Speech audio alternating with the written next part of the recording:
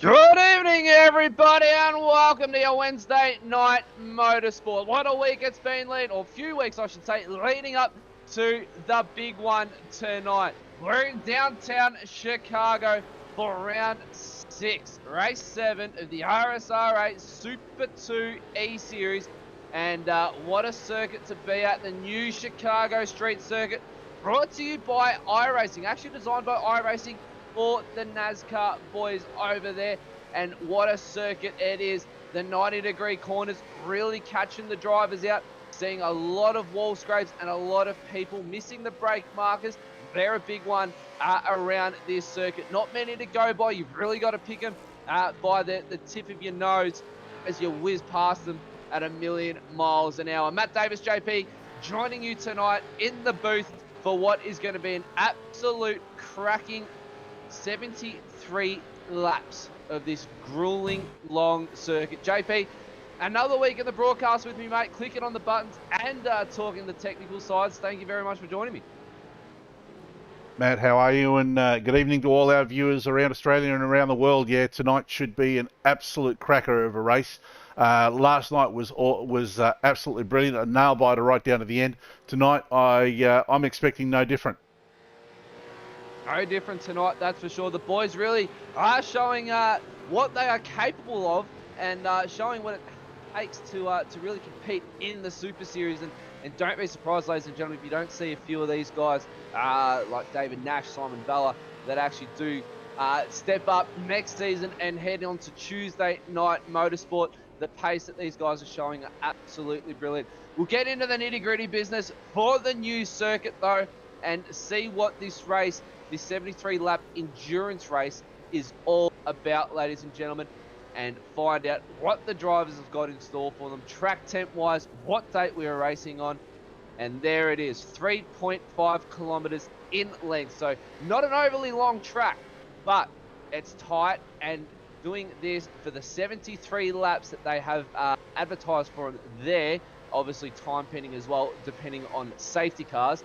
It's really going to be testing their mental strength tonight. 259.15 kilometres in race distance, 72 kilometres an hour in the pit lane. So very quick pit lane transit tonight, ladies and gentlemen. 53 litres on board, 3 pit stops, 2.9 litres of fuel burn a lap with 3 sets of tyres available for them just to get them through. And as you look to your right-hand side there as well, ladies and gentlemen, we'll get to that in a second for the track temp.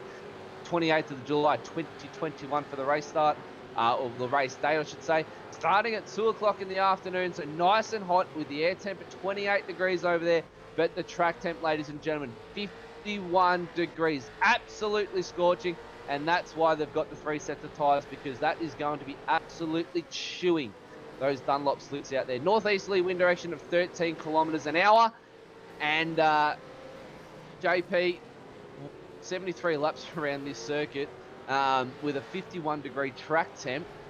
It's definitely going to be a nail biter to the end, and a very, very interesting one to watch. With only 2 penalties last night, it's going to be interesting to see what the boys can do tonight.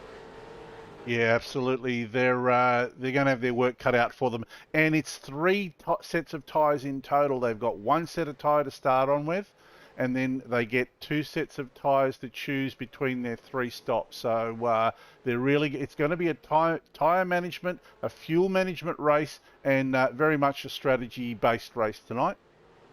Safety cars breed safety cars as well, ladies and gentlemen, and JP. I believe we only caught a couple glimpses last night of last night's race. Unfortunately, finished up work nice and late, but 2 safety cars, I believe, JP, last night. Close. It was 3 safety cars from memory, which wasn't too bad at all. We had a big incident at the beginning of the race, and then it was fairly calm from there on in. And the other safety cars were due to drivers blowing their engines and having to be towed off the track. Well, there we go, ladies and gentlemen. 3 safety cars last night. Let's see if we can beat those numbers tonight and only send out the safety car twice. And engine failures are a big one. It's a concrete barrier circuit, ladies and gentlemen, and some of the corners around here are not forgiving. If you miss your apex, miss your brake marker, you are into the wall, and Chicago is not taking any prisoners. Wrapping up your qualifying session now for you, though. Head into the championship points and see who's at the top of the table. Last week, we saw Tim Mulford grab his first win of his sim racing career and followed closely behind with an absolute excellent battle with Mark. So we'll see if JP can get those championship points up for us as quickly as possible. And Jamie Davis still leading the charge with 702 points. Following closely behind is Adam Moore. Jonathan Bain has seen himself making the podium there on third position with 654 points. Robbie Bradbury in fourth, Stephen Martin in fifth, Benny Siren from the 9-5 boys in sixth, Tony Gaffer in seventh, Mark Turner in eighth, Cole Zink in ninth, and Simon Vella, ladies and gentlemen, rounding out the top 10 with 599 points. We'll let those flick through for you before we start the blue Stampede Labour Hire Chicago Street Circuit 260. And you're qualified at the moment, ladies and gentlemen. Simon Vella leading the charge out on front. Top step for 125.45. So currently 2 tenths quicker than David Nash, who's currently in second. Hayden Smith in third. Scotty Barton in fourth. Mark Turner in fifth. Ryan Good in sixth. Anthony Visma sees himself in seventh. Along just behind him is Justin Pennefather, Bruce Tannick, and Jason Schooler, rounding out your top 10. And a little bit of a different qualifying format for you as well, ladies and gentlemen, tonight. We've split the group. We've gone 2 separate qualifying sessions, 15 minutes with a 5-minute break, and then another 15 minutes just to get the boys rolling. Give them a little bit of clean track and fresh air, and you're definitely going to be needing this tonight when it's this tight around the circuit. 5-minute driver's briefing has just started, ladies and gentlemen. And Craig Schultz will be handling that Porsche Carrera GT around the track, doing a quick sweep, making sure there are no missing panels of some vehicles laying around the track and no straggling drivers hanging out the back of the field. JP, last week proved to be some amazing racing. Obviously, Timmy Mulford taking his first career win in the, Lee Davis is in the safety car tonight. Or is it definitely Craig Schultz? It might be a little error on our end.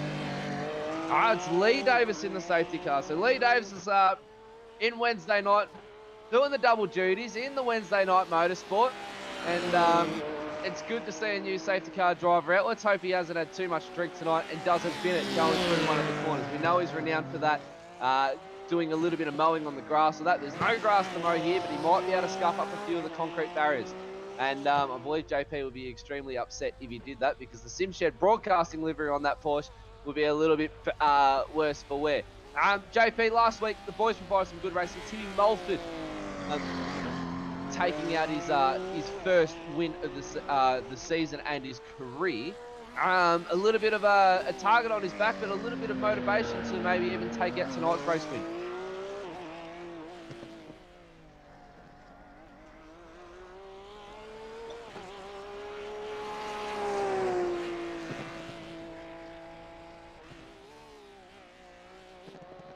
Well, as Lee goes around, JP, we'll get your pick for driver of the night and who will be taking the race win. It's we've seen a few different winners now over the weeks, and a few of the new drivers coming up through the field.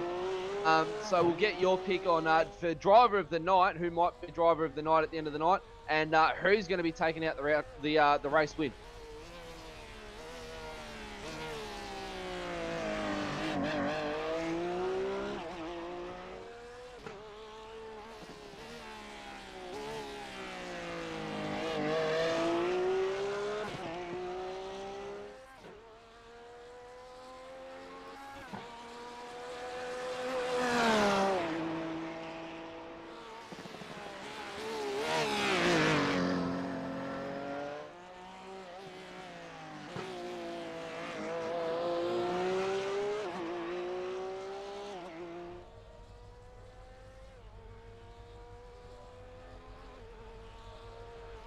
Just got notification as well on the airways, JP, that you weren't coming through. So we might be a little bit of a technical issue on JP's end there, ladies and gentlemen. So if you can't hear him, we apologise. I'll try and liaise with you of what he said, and we'll see if we can get some confirmation throughout the night from whoever's watching the stream to see if you can hear JP throughout the night.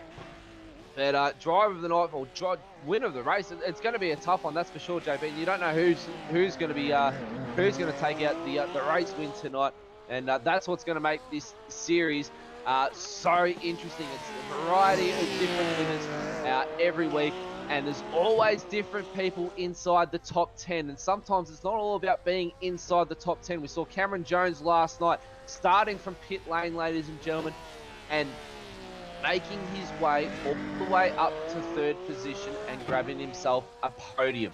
So that just goes to show that this is working. Looks like I'm working now. There we go. So it sounds like JP's working now, which is good. So JP's back on the airways. But as I was saying, JP, Cameron Jones last night with an absolutely stellar drive and driver of the night from the commentators. He definitely made his way back through the field, and it's not due to sheer driving skill either, ladies and gentlemen. Sometimes you can have the best skill in the world, and Sean McNamara is one to prove, and he crashed out early, unfortunately, with a blown motor. So it's all about what's happening in traffic, ladies and gentlemen. Accidents and safety cars do play a part, and it all comes down to the strategy at the end of the day. Just about to wrap up. Lee Davis on track at the moment, doing the sweep, ladies and gentlemen, and we'll be able to get you straight onto the starting grid to start this grueling 73 laps of this brand new circuit. And what a circuit it is, ladies and gentlemen. What a circuit. Brand new. No one's really been around here. It's the first time the drivers have been out on the circuit apart from practice. And obviously there was a couple official strength of field servers from the iRacing as well that they were able to get a bit of a mix for, but nothing like 73 laps or 259.1 kilometers in race distance with a track temp that you would singe your feet on. Straight to the starting grid though. Let's rattle these off for you, ladies and gentlemen. Get down to the itty bitty grizness. Simon Vella and David Nash lead you off the front row. Hayden Smith, Scotty Barton off row 2. Mark Turner and Brian Good off row 3. Anthony Visma, Justin Pennyfather, row 4. Row 5, we'll see Bruce Tannick and Jason Schooler line up next to each other. JP's flicked one early on me. Troy Allen, Robbie Bradbury out of 6. Over to row 7, Tony Gaffer and Timmy Mulford. Robert Brewer and Stephen Martin out of row 13. Sorry, row 13, my apologies. Row 8, Adam Moore, Stead Miller, row 9, row 9. Row 10, we'll see Jonathan Bain, Kyle Zink. Row 11, Peter Kelly, Scotty Short, and Stephen Banks, Nathan Clive out of row 12. Over the page for the last few on the grid, Stephen Lawrence, Tommy Foster out of 13, Jason Schooler, Daniel Schultz out of 14, Gary Critton and David Leslie will depart row 15, Will Yesberg, Andrew Johnson out of row 16, John Nikolaev and Darren Robb out of 17, and Jamie Davis starting down the back of the field with Shane Clark, and a few penalties as well in qualifying as well, ladies and gentlemen. We'll get those right out to you. But the lights are out for the Chicago Street Circuit for the first time round. They head down to the first corner. Simon Bowler in the lead. David Nash close behind on the bumper bar. Through turn 1 they go for the first time. Here we go. Down to turn 2, and there's cars already around the back at turn 1. Big pile up, ladies and gentlemen. And that is sure to bring out a safety car. Lots of drivers dropping down the field very, very quickly. Simon Vella steps out to an enormous lead. And by the way that David Nash has dropped off, I believe there may be a safety car that's called. He may have had a mistake. Get it? Auto Cam will run a replay for you, ladies and gentlemen. On board with Kyle Zink. Watch him darting around on the start line. Gets a little bit too much wheel spin. Bang, bang, pinball effect off the start line. Nowhere to go for Jamie Davis. Into the cars he goes. Car 777 already missing a front end. Damage all over the place. And that's not how you want to be doing the start. And then there's Anthony Visma and the 411 with Tony Gaffer around there at turn 1 as well. And it is absolutely chaos off the start line straight away. The way these drivers are going, ladies and gentlemen, safety car has been called to pull them back into order. Get another replay. Anthony Visma on your screen this time. See Kyle Zink going around in the pinball effect there, but here's where it comes into what happens here. Rewind into turn 1, gets spun by one of the Riot boys. One of the Century Motorsport boys goes around. little bit of a roadblock there, but everybody manages to find their way through nice and clean. So not as much of a nightmare as the start. The start coming off the gates there and out of the gates, JP, but enough to get through turn one, but a bit of a chaotic start, should I say. Yeah, look, a little bit of a chaotic start there. It's quite confusing. I just wonder why the guys don't hold their brakes when they get turned around. You know, we saw cars just sort of wandering across the track there while there are other cars trying to get past. You know, they should just hold their brakes and wait for a gap and then get going again. And it's a little bit of misfortune as well for the drivers behind as well, JP. You'd think they've got clear eyes in front of them to see what's happening in front to be able to avoid incidences, one being Jamie Davis, and unfortunately he just got caught up in that whole Kyle's Inc. incident there. And maybe we can try and get an onboard of Kyle's Inc. as well. Replay, just to see what exactly happened. It looked like he grabbed too much wheel spin there, JP. Yeah, look, I'm not sure what happened, but let me see if I can find this replay, and we'll have an onboard view. Have a listen to this, ladies and gentlemen. We'll try and get the onboard shot for you to come up, and we'll get you to just turn up the volume a little bit. We'll stop talking. Here it is there. I'll stop talking right now and have a listen to Cole Zing off the start-finish line. There we go. Have a listen to this.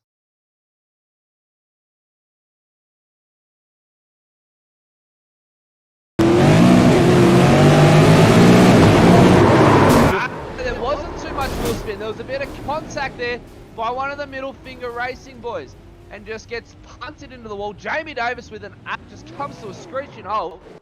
It kind of looked like it kind of looked like the law of diminishing returns there. He was going for a gap that was closing on him, so it was always going to be dicey.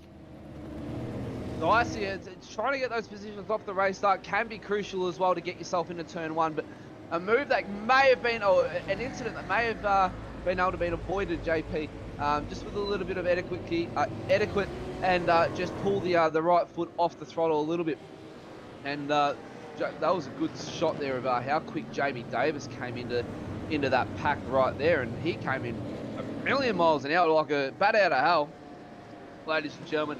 And unfortunately, that's now seen Jamie Davis. He's currently sitting in 30th position, and hopefully there's not too much damage to that auto serve entry to be able to make his way from the back of the field. JP, couple incidences in qualifying though. Oh, restart already. That was quick, ladies and gentlemen.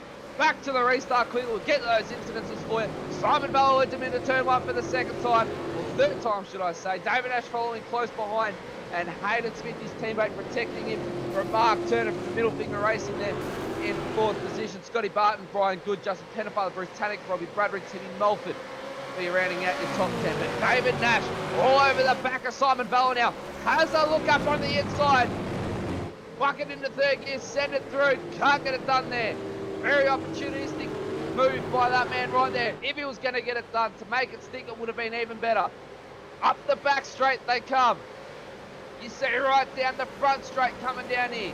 Hard on the brakes into the sharp left-hander. The Toyota corner, I like to call it. Up over the bridge, a bumpy braking zone for everybody. David Nash comfortably sitting in second position. Simon Bell looks to be holding first very, very nicely.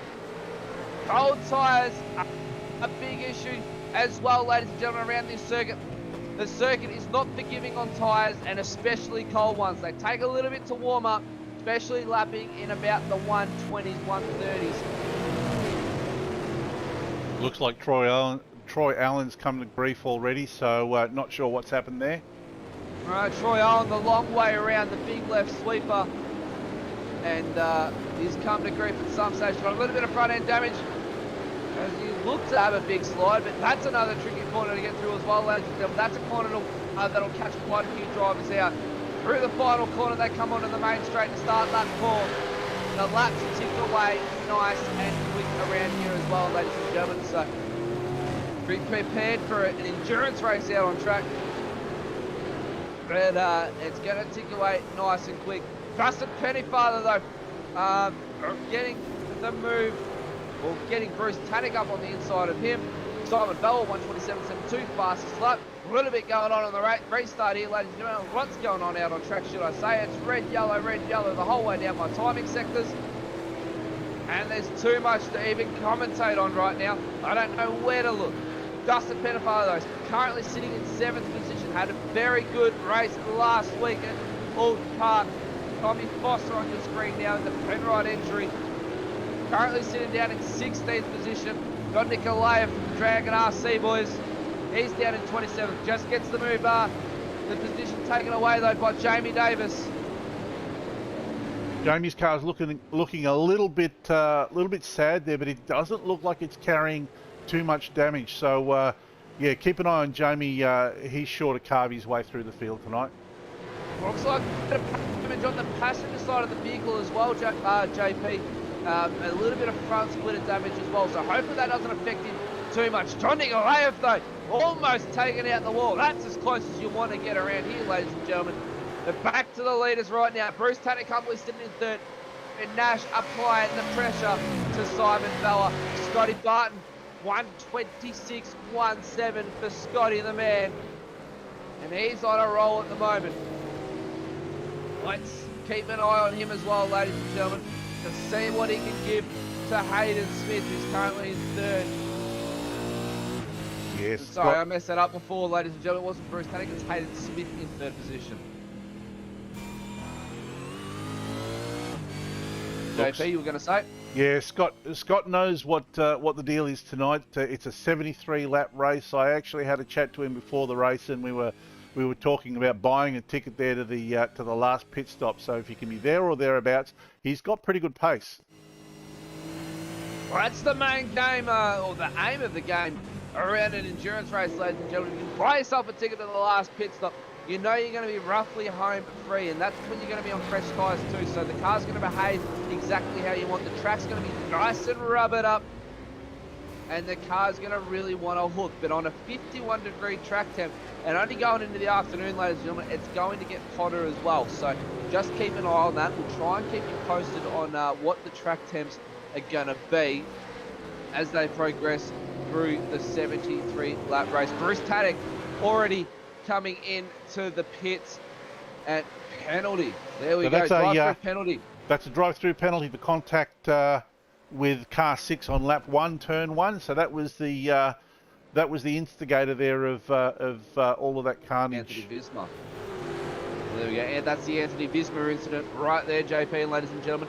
But Bruce Tannick serving his penalty straight away as it got dished out to him. Peter Kelly already 1 lap down. He's lost out on 15 positions. Stephen Banks currently in the pits for 7 minutes. So I believe he either may be getting repairs.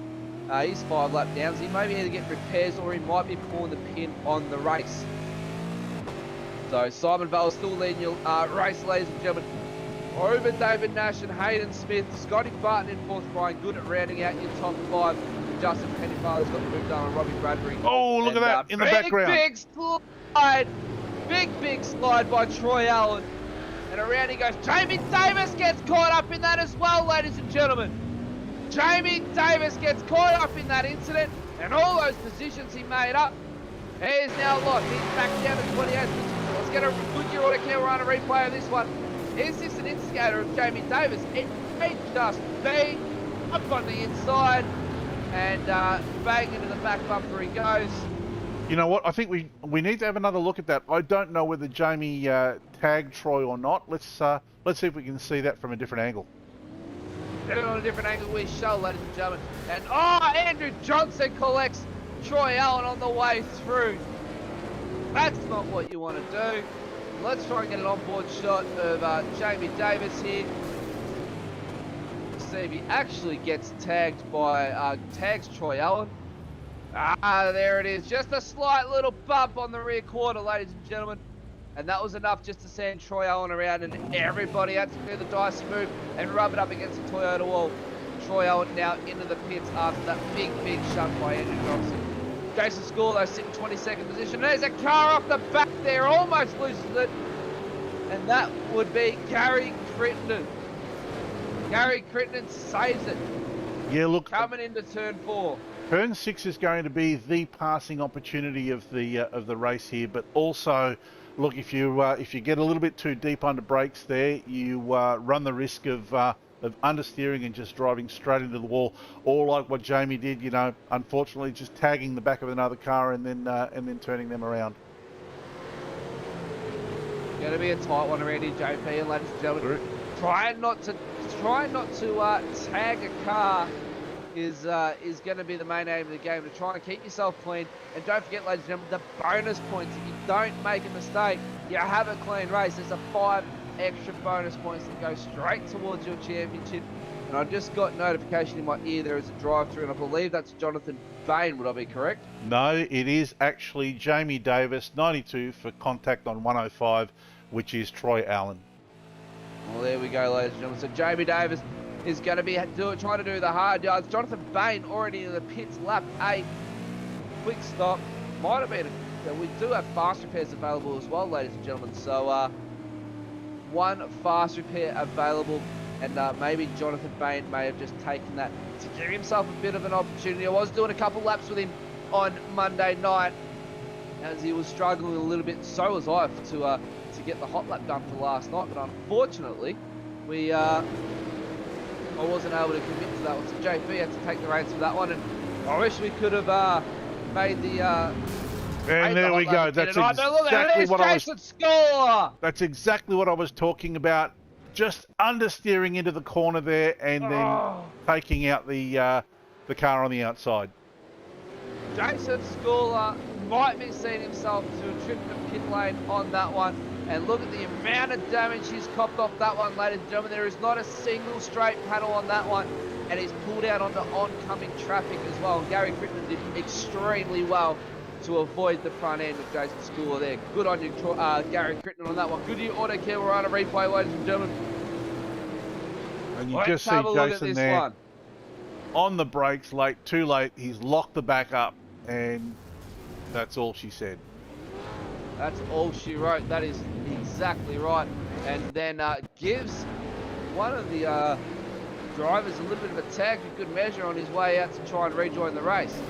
But Stephen Martin on screen at the moment. Robert Brewer all over the back of him from the E1 Pacific Sport boys. And Stephen Martin putting amounts of pressure on Timmy Mulford, last week's race winner. And Timmy Mulford with a clean DSL welding entry car so far. And if you want him to keep it that way and trying to make up those positions as he goes, he's already up 6 positions. Biggest mover so far is Daniel Schultz. He's up 12 positions, ladies and gentlemen. And that's what I mean by how easy it is to gain position around here with all the incidences that do happen.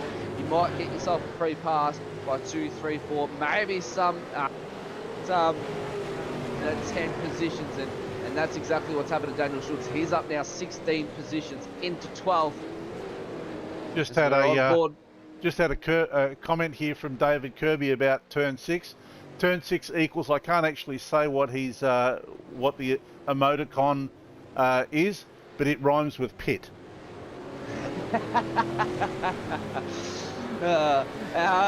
Ladies and gentlemen, there has been a number of more penalties handed out.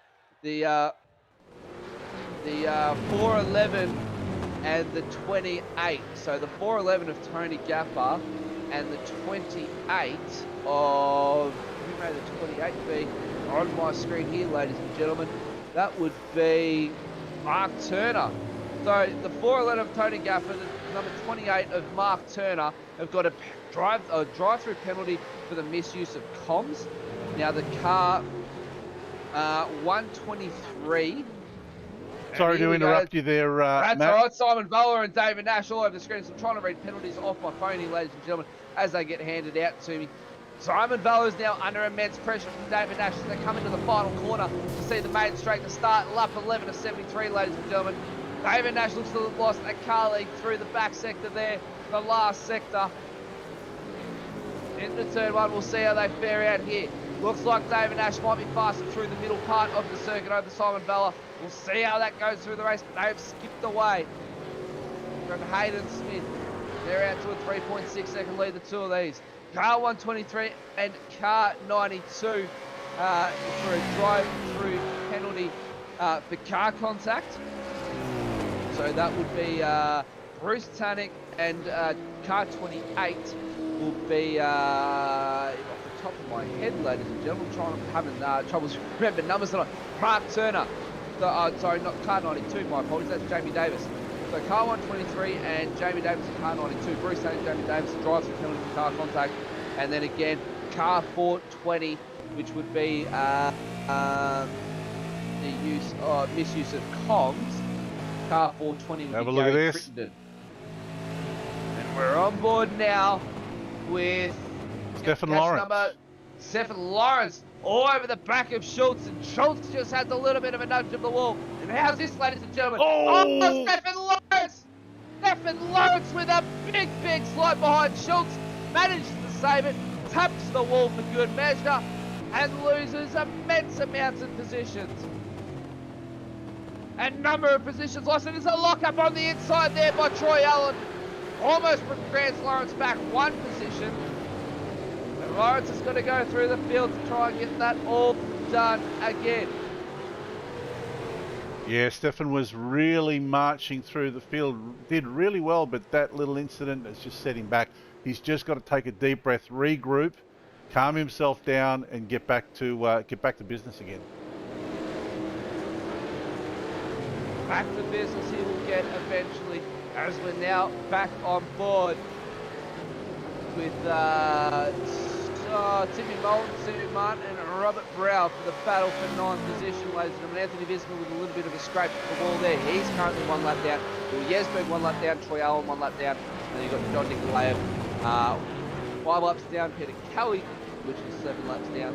And they'll be most likely the retirees for the race, the 5, John Nicolaev and Peter Kelly. And Stephen Martin now all over the back of Tim Mulford. Had the look up on the inside. Had the look, can't get it done. And, looks like Tim just had a bit of a scrape of the wall there. He did, very, very slightly scrape the wall. That might promote Simon, but Stephen Martin up onto the inside, but it also promotes Robert Brower up into the battle again. So it's a 2-3-way battle for 9th position here, ladies and gentlemen, on lap 12.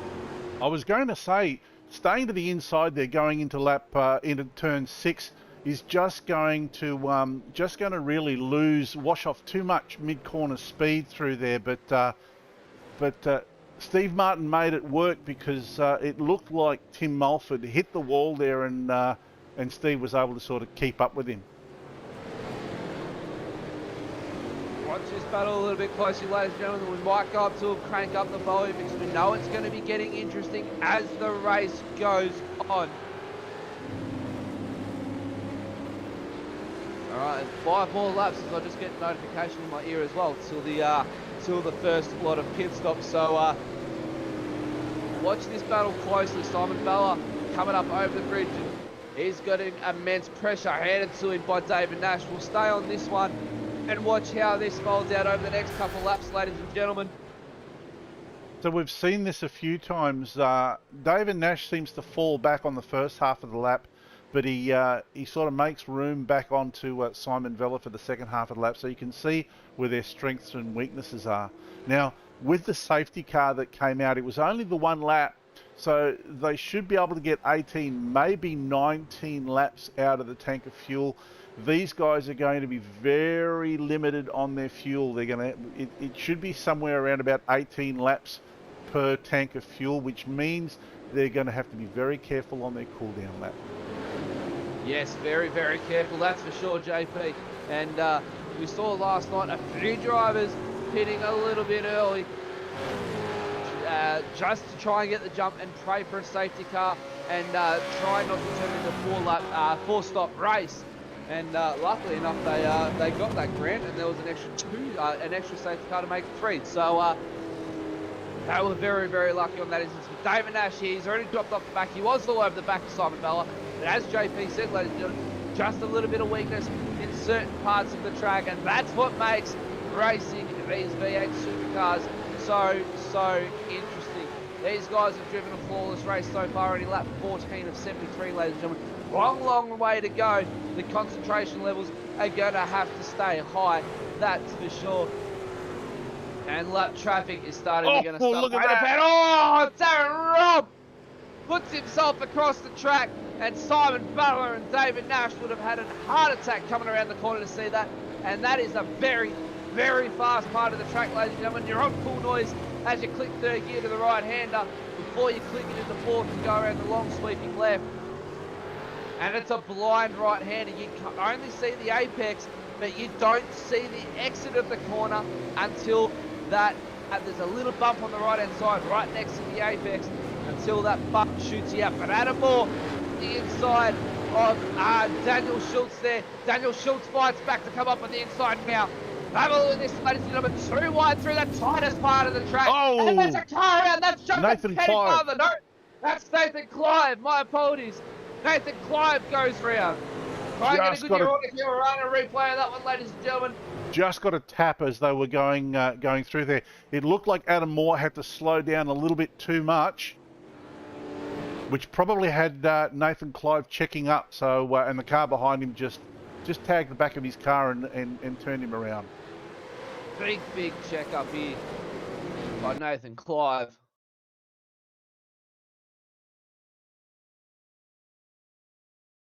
And was just doing the right thing, slowing down a little bit, just to give Adam Moore a little bit of room. And unfortunately, cops a little shunt to the rear, and around he goes, and he has to watch the whole entire field almost go past him. And you can't see over the barrier there either, ladies and gentlemen. So Nathan Clive sees himself down in 25th position now. One position behind where he started, but back to our leader, Simon Bella. David Nash coming up onto lap traffic. How's this going to play a part, JP? Yeah, look, this would be the frustrating thing for David. The first half of the lap, you've got passing opportunities. There's some pretty good passing opportunities, especially going into turn 6.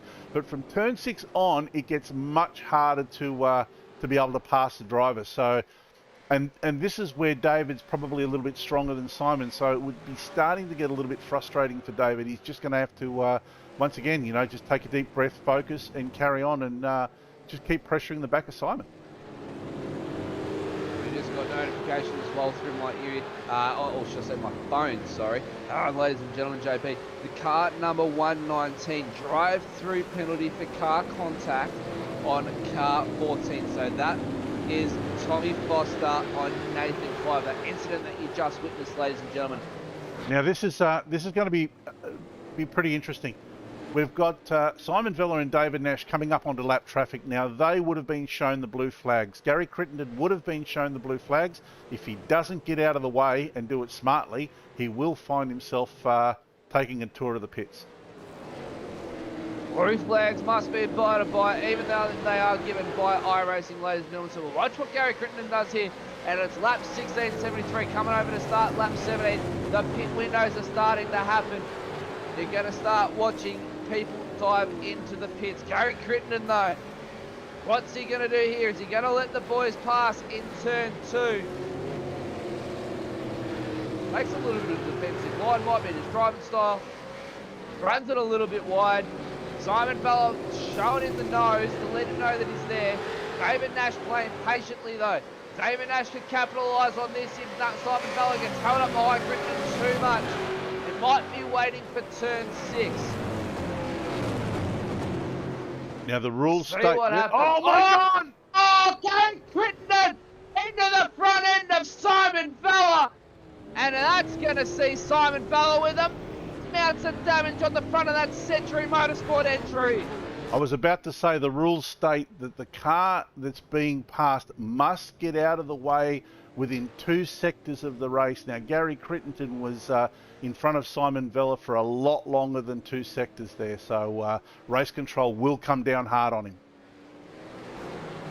Simon Vella will be gutted with that one. Absolutely gutted. Good year order camera run and replay this, ladies and gentlemen. And I'm sad to see it happen. Gary Crittenden pushes a little bit too hard. Into the wall he goes. And across the front of Simon Vella. Yeah, he hits... That is heartbreaking. Hits the wall and just ricochets across the front end of Simon Vella's car. Devastating images from the Chicago street circuit, ladies and gentlemen. David Nash, though, gets the move on over lap traffic done nice and clean. And how's this for a lead, ladies and gentlemen? By the man last year who was a real contender for or last season, should I say, the contender for the championship. He's currently out to a 9.3 second lead over his teammate Hayden Smith. Scotty Barton now finds himself on the podium so far, sitting in third position. Brian Good in fourth, Justin Pennyfather in fifth, Robbie Bradbury in sixth, Jimmy Mulford in seventh, Stephen Martin in eighth, Simon Vella into the pits, and he's taking his pit stop. He's going to get a fast repair and get that car tuned up. He's now dropping down the order. And taking off with Stephen Martin for his Tannic. Mark Turner finds himself in the top 10 now, rounding out the top 10 as well. Scotty Short just behind him. And the 666, ladies and gentlemen, David Leslie into the wall as well at the Toyota corner before you come over the bridge into the tightest part of the track. And lap 18 to 73, ladies and gentlemen, watch for drivers wanting to pit. This is going to be the window where they're all going to start taking on fuel. They'll be running dry on those tanks. Scotty Barton now starting to put the pressure on Hayden Smith.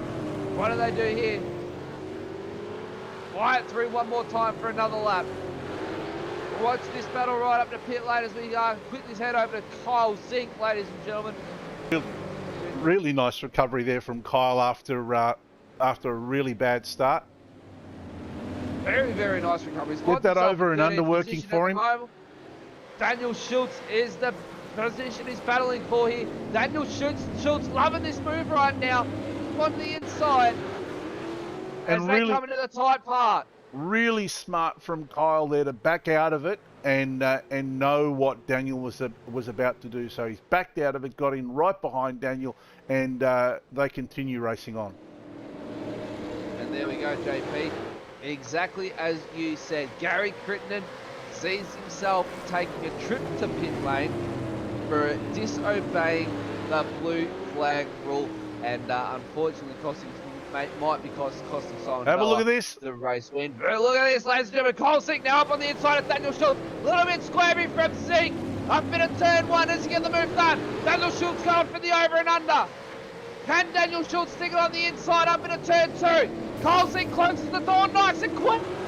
Oh, there was millimetres in that, ladies and gentlemen. Millimetres. And look at this. It's a freight train behind Zink now. That's Simon Vella on the march. Schultz, Clark, Florence, and Blair Van Ree all in the mix. Hayden and Barden are in the pits. Nash goes around for another lap, so he's done incredibly well. Would have had a lot of fuel saving done by Nash. We know he's good at fuel saving, but how much fuel has he saved? Obviously got another lap out of it. If you're going to stretch it out like this, as Andrew Johnson has a big off. If you can stretch it out like this for the next pit stop, David Nash, even though he's out to a current 23-second lead over Justin Pennyfather, who's still yet to pit, could be seeing himself with a nice, comfortable victory in hand. Yeah, it's all at this stage, it's looking good for David, but there's still a lot of racing left to go. A lot of racing indeed, JP. Another 50 odd laps there, ladies and gentlemen, to go around this circuit. We're going to be here for quite some time, so don't go anywhere. Grab yourself a cold, fresh one. And if you haven't made yourself dinner already, I hope so. It's 8:35 p.m. As there's lap traffic gets in the way of David Nash, our leader. Lucky enough to get away from that one. Yeah, look, lap traffic Nash there. goes for another lap. Nash stays out for another lap, ladies and gentlemen. How about this for fuel saving? That's some, considering we had one lap behind the safety car, that's some pretty amazing fuel saving. However, I mean, he's got two sets of tyres that he can choose from. You can bet your bottom dollar that Simon Vella has gone and put a fresh set of tyres on, and he's on the charge now. Simon Vella trying to make amends. No, that is in fact he had a 21.22 second pit stop, ladies and gentlemen, and he would have got that car fixed up nice, prim and proper to make the charge.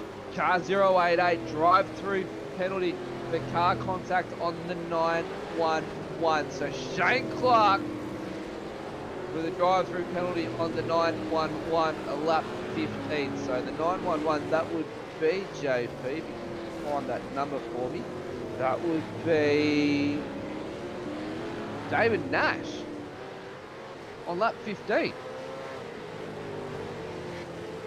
That wasn't too long ago either, ladies and gentlemen.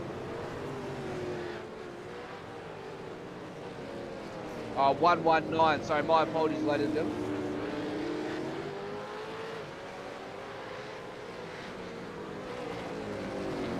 Not sure on that one, ladies and gentlemen. We might have to drag race control later on and find out exactly what it is. But David Nash finally takes his pit stop. And where's this going to put Hayden Smith in regards to David Nash?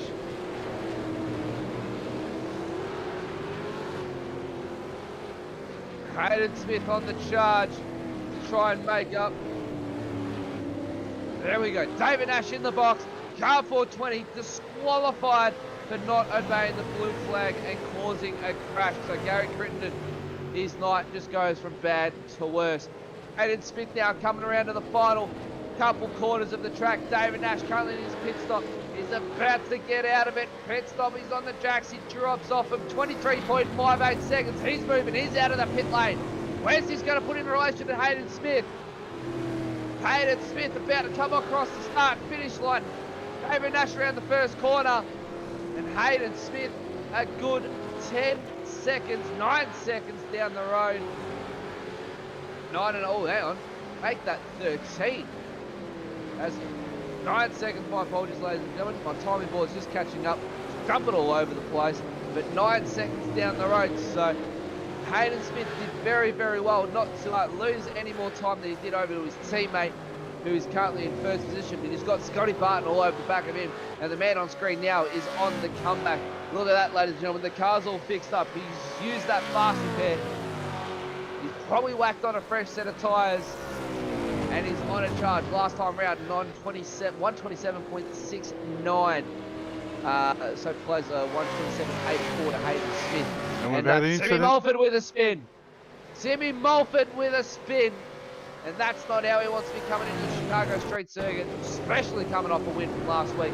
Let's have a look at the Goodyear Auto Care Rider replay of this one. Robert Brewer. Brewer has a big slide, manages to save it. Timmy Mulford comes up on the inside, makes contact with Robert Brewer, and around Timmy Mulford goes. And luckily enough, he's able to keep it out of the wall from too much damage. And maybe a little bit ambitious there. And Timmy Mulford, the man that we were just talking about, the car 85, is going to be seeing himself have a trip to pit lane for the misuse of comms. And we've got a smoking engine, ladies and gentlemen. A smoking engine from one of the Century Motorsport boys. That looks to me to be like, who may that be? Robert, not Robert Brewer. Might be one of the lapped cars. Try and get confirmation on that one from JP, ladies and gentlemen. Timmy Mulford sees himself to the pit lane. We've got a smoking engine, so we'll keep you in Stephen Martin. Stephen Martin with a smoking engine. That's not the way he wants his night to be going. Anthony Bismer into that tyre barrier into the back. Smoking engine out there. And that might bring out another safety car, ladies and gentlemen. Just in the background there, it looks like he's blown the motor completely. And this may be bringing out another safety car driven by Lee Davis. Anthony Bismer on your screen. Into the wall he goes. Bit of steering damage. Smoking motor. And by the looks of it, can't get it back to pit lane. And that is all she wrote from the Switch Panel ZB Commodore. So safety car, no doubt, is going to be finding its way out.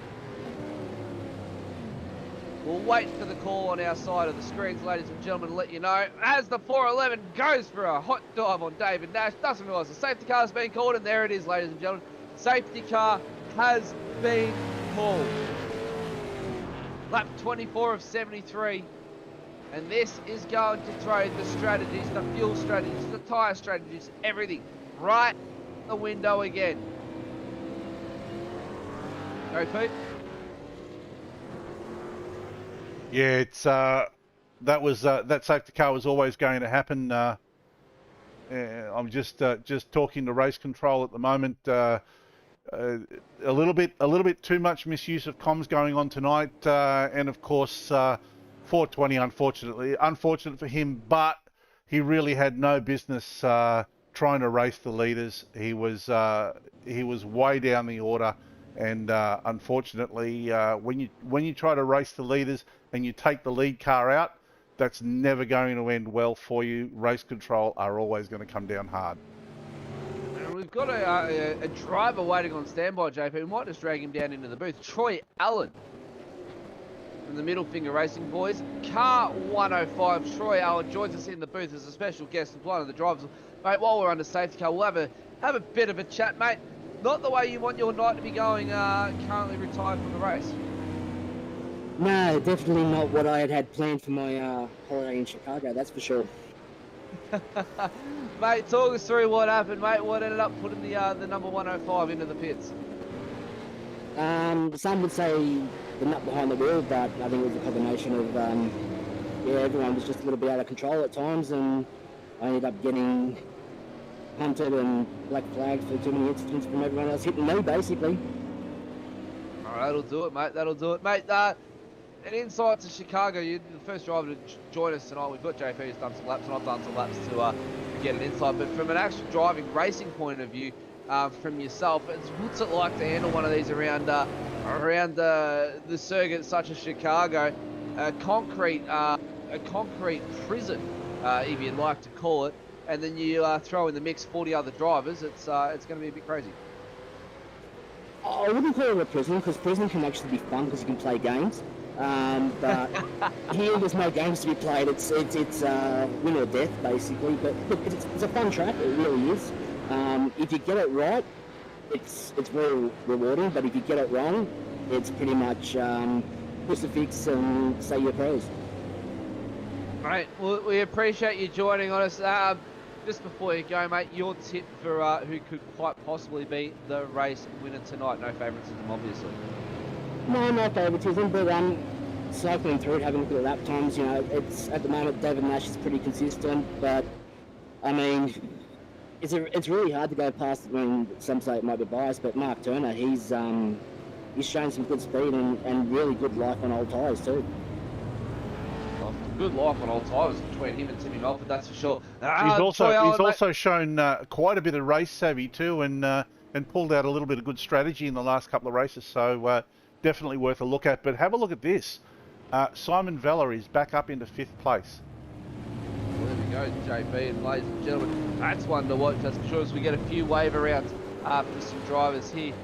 Troy, mate, we appreciate you jumping into the booth and giving us a little bit of an insight to what happened to your night, mate. We hope to see you back out on the track next week and hopefully be able to snag a podium and join us back in the commentary booth. Mate, you're hoping, I'm hoping, and my bad luck it's got to end sometime soon. I mean, after Laguna Seca, it was the only highlight so far this season, and I think it really needs to end sometime, because otherwise I'm probably going to put myself into a straitjacket. But just before I go, I just want to give a shout out to a couple of sponsors for the car, if that's all right. Yeah, mate, go for it. What you have before quickly? Obviously, WP Concreting, Madhouse Designs, and it's a very special one. It's close to my heart and my family's is Autism Australia. They do wonderful work there, and guys, autism is not a disease. It's not an illness. It's just making them different. Please be aware of that. We appreciate it, mate. As one of the boys goes zooming past the safety car. There's the wave around, and that's a zooming wave around, mind you, ladies and gentlemen. Troy Allen joined us into the booth. Thank you very much, mate. We hope to chat to you very, very soon. And go crack a cold one, mate, because you're now legally, even though it's in the sim world, legally allowed to crack a cold one and then enjoy what's going to be unfolding in front of us tonight. So cheers for joining us. Yeah, mate, sounds like a plan, but I can hear that Kenworth calling. Go and get some sleep, mate. We'll chat soon. Thanks, guys. Yeah, Troy Allen, ladies and gentlemen. this is some interesting turn of events here. So at the moment, Simon Vella is in 5th. You know that he's going to be pushing hard to try to get back to the front of the field, but he took his pit stop on lap 17. David Nash took his pit stop on lap 21. So David has fuel in hand, and is probably going to be better placed for his last stop.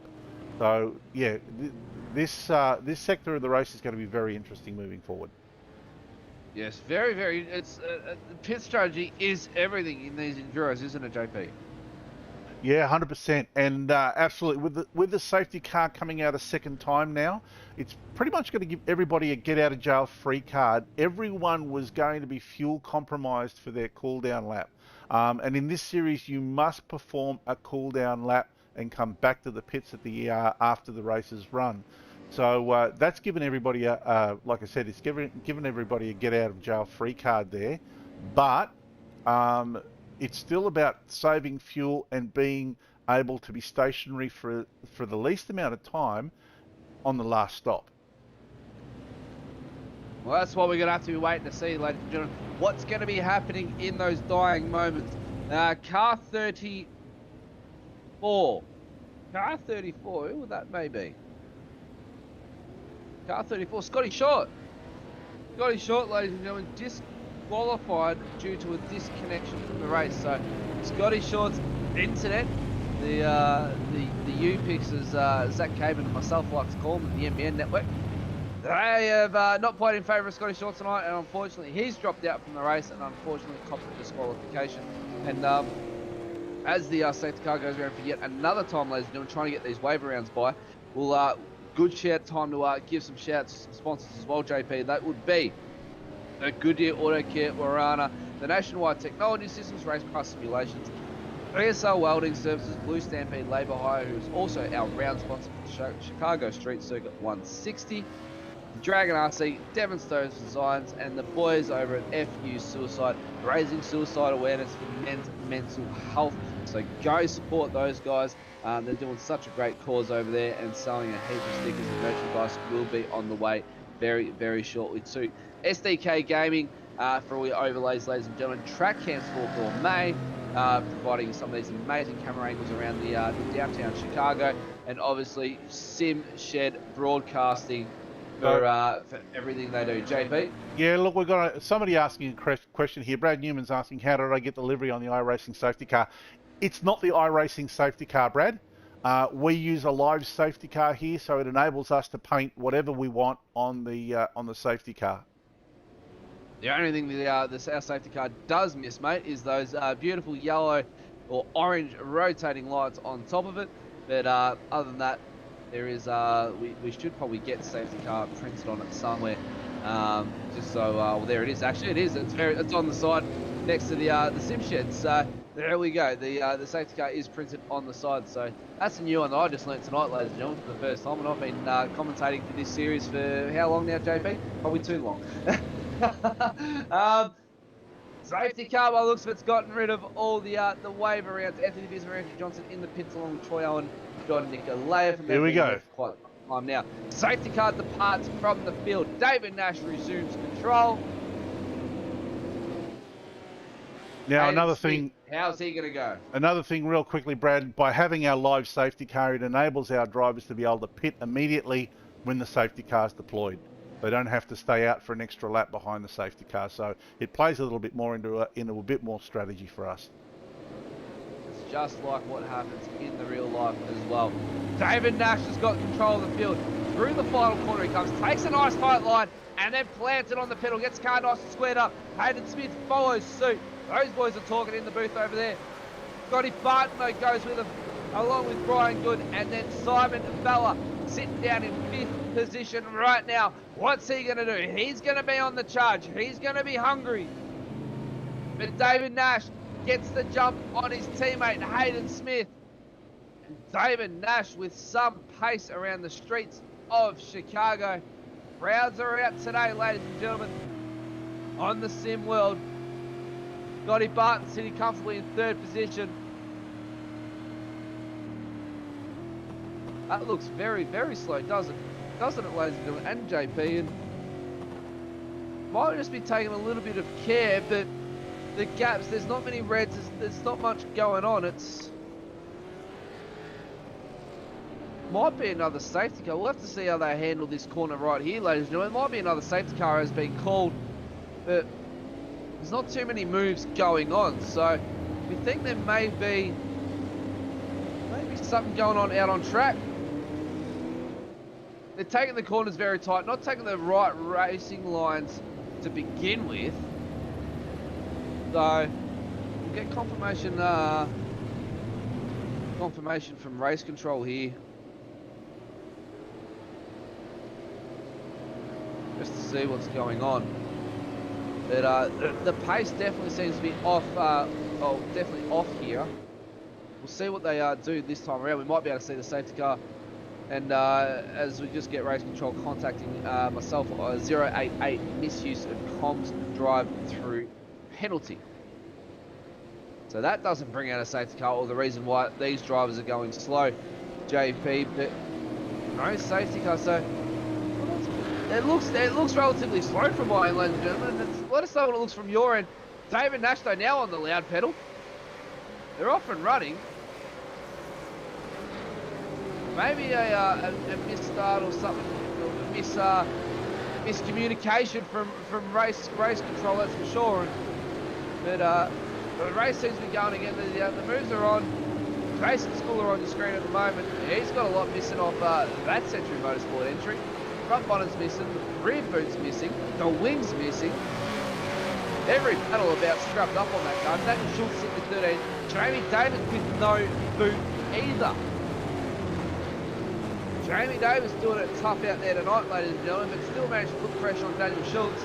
Nevertheless. Not so tough. The iRacing supercars tend to be quicker without a boot or a front splitter. That's a bit of weight.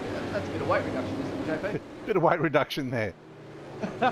Screw that. Don't mind about the aerodynamics of these supercars, everybody. The weight reduction is where it counts. You don't need anything to stick down straight at 260 kilometres an hour and get you into the corner. But Jamie Davis up the inside of Daniel Schultz. Jamie Davis up the side of Daniel Schultz. The tightest part of the track, they go too wide. Jamie Davis pulls out of it, all over the back bumper now of Daniel Schultz. And how about this for some rubbing of panels, ladies and gentlemen? Yeah, just a comment there from Jay Eagle said that looked really slow, that lap. It looked like there must have been a miscommunication and race control must have pulled them up for some reason, and they did one more lap.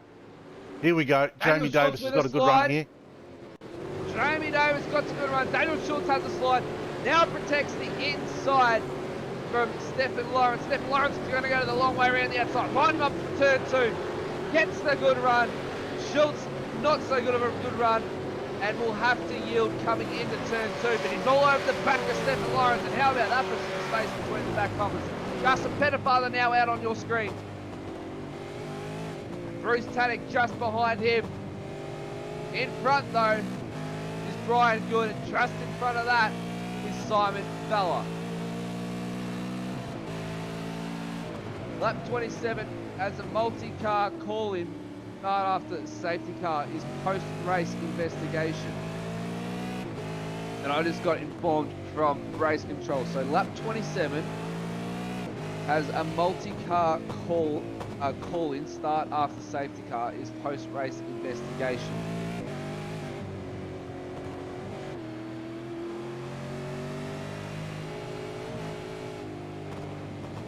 Yeah, so it might have been a little bit of a pile-up at the back of the field, ladies and gentlemen. They've just used that extra lap to sort themselves out. David Nash was able to keep control of that field and keep them rolling around for one lap. Lap 31 to 73 though, ladies and gentlemen. Alex Shaw comes around on the main straight for another time round. And look at this. David Nash though. Simon Vella. Look at this. Simon Vella all over the back of Scott Barton's car. Simon Vella in 4th position, and he's on the men to make up that lost ground that he has to David Nash due to that unfortunate incident a little bit earlier on, and he's got a fair few laps to do that too. Timmy Bolford looking a bit battered and bruised now. Adam Moore, pressure all over the back of Robbie Bradbury. Through turn 5 they come. Bradbury goes defensive into turn 6. What can Moore do? Hard on the brakes, gets right up onto the back bumper, and there's a car into the wall. Bruce Tanning into the wall. Justin Petitfather facing the wrong direction, not where you want to be in turn 6. And someone gives him a nice little punt in the front.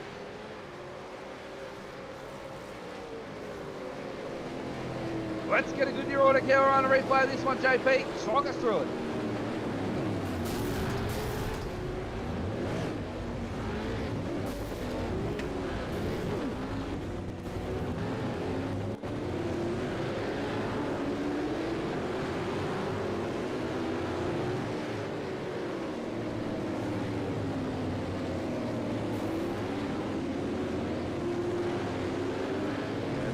Action by Justin Petitfather, and that's cost him big time. Down 14 positions from where he started. Adam Moore, though, sees himself now in 8th position, ladies and gentlemen. On screen now, though, with his Stephen Lawrence. He's sitting down there in 12th. Scotty Barton now all over the back of Hayden Smith. And this is the battle for 2nd position.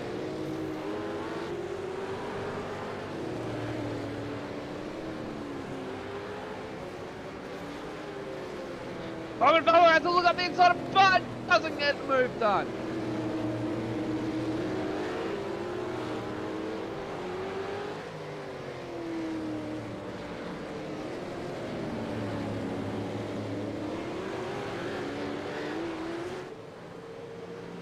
Very, very tricky corner to get the move done as well though, JP, into turn 6.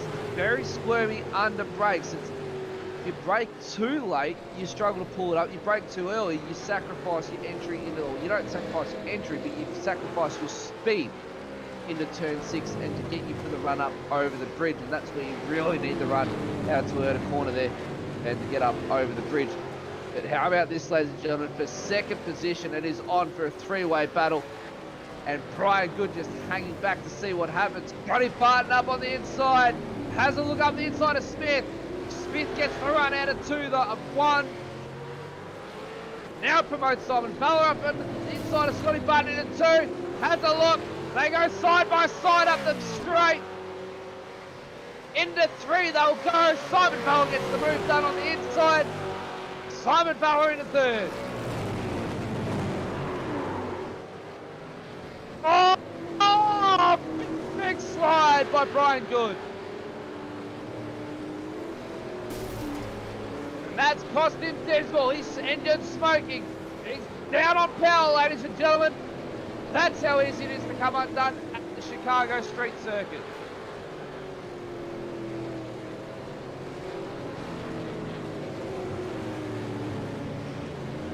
Hugs the inside nice and tight. Keeps off the racing line for everybody.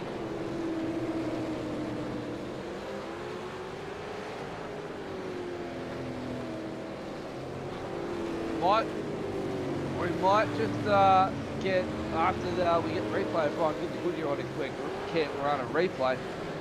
See where David Nash is on the track like doing it. Brian Good coming to a stead halt. And that's going to be safety car number 3, ladies and gentlemen, for the night. Right, can't get the replay of what happened to Good right there.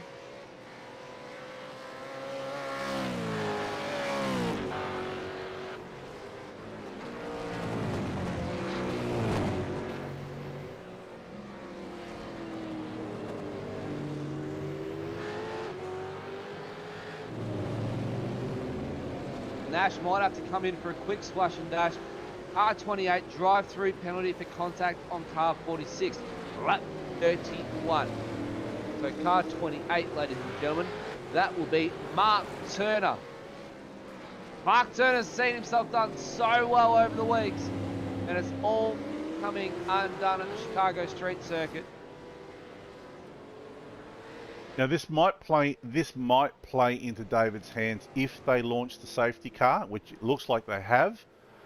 He will be 5 laps down on where he should be coming in for fuel, but he's saved so much fuel that this might play into his hands if he decides to come in.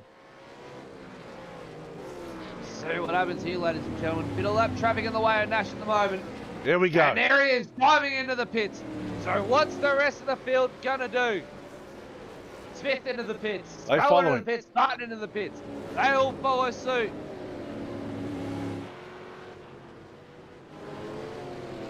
Jamie Davis stays out. So Jamie Davis trying to do the long stint.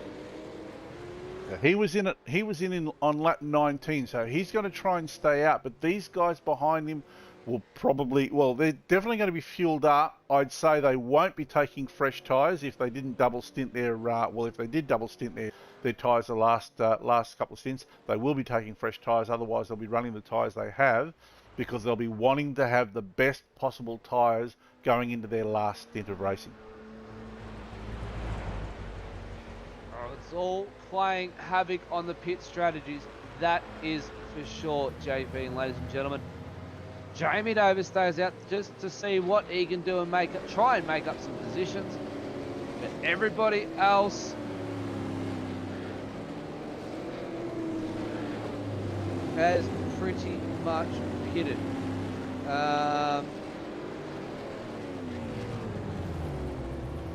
Here we go. So Jamie Davis, Tannick Miller, Blair Van Ree, Bain have all stayed out apparently.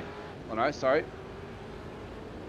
Davis, Tannick, and that's all. It's all Miller, Van Ree, Bain, and Bain. Yep. So there we go, ladies and gentlemen. Davis, Tannick Miller, Van Ree, and Bain have all stayed out. Wave around there for Shane Clark in the 088. He'll manage to get one lap back. But lots and lots of penalties tonight, ladies and gentlemen. Obviously, the car 469 of Brian Good, as race control likes to put it, expired engine, and definitely expired, that's for sure, race control. So he's out of the race for the night, and we'll be watching from the pit lane to see what happens. Timmy Mulford, though, on board there. He's having an okay-ish night so far. Not where he wants to be, but there's still plenty of laps to go. Another 40 odd, or just under 40 laps to go, ladies and gentlemen, before we get to the big number of 73, as we're just about to click over 9:05 Australian Eastern Standard Time.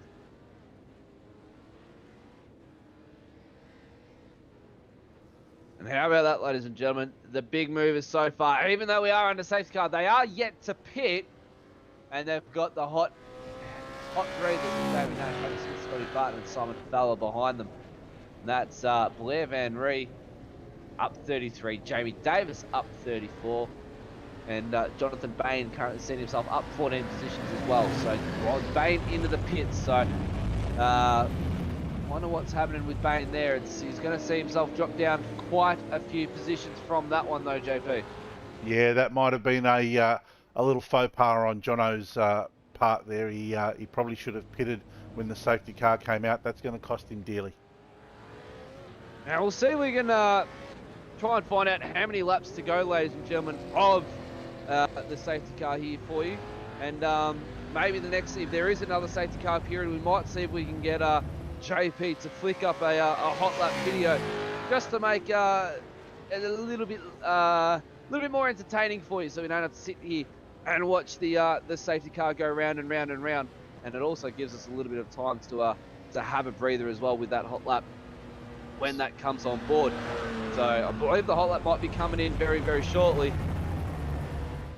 So, question for you, Matt. You're David Nash. You're effectively the race leader. Yep. What do? Do you stay with the guys behind you? Do you try and pass them? Do you push? Or do you just hold station and wait for these guys to go into the pits?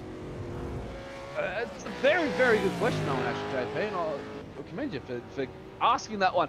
It's from a racing point of view. It's a very hard one to come by.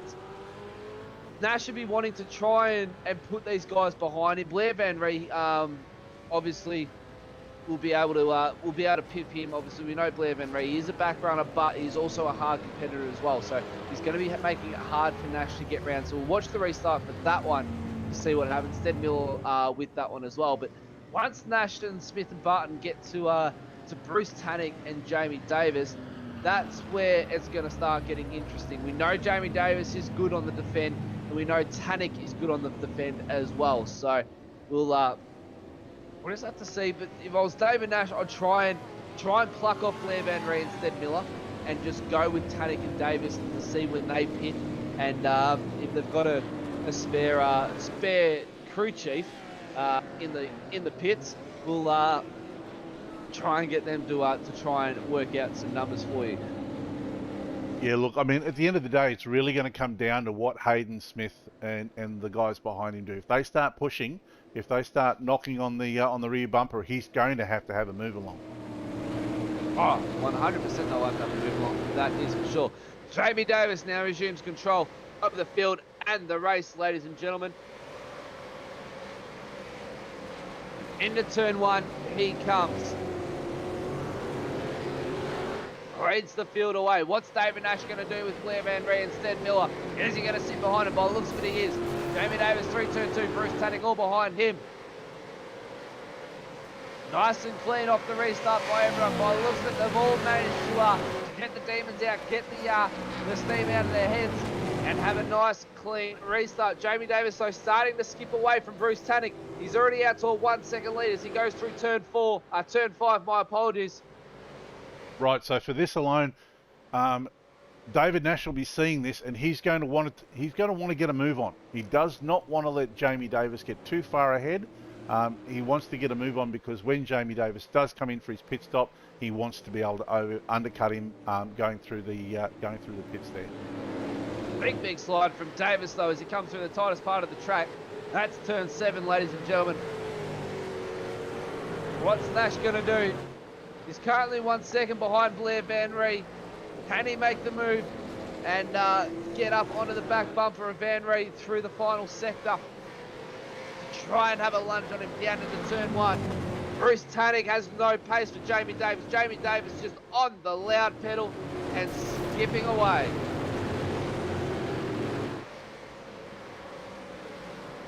.38 of 73, ladies and gentlemen.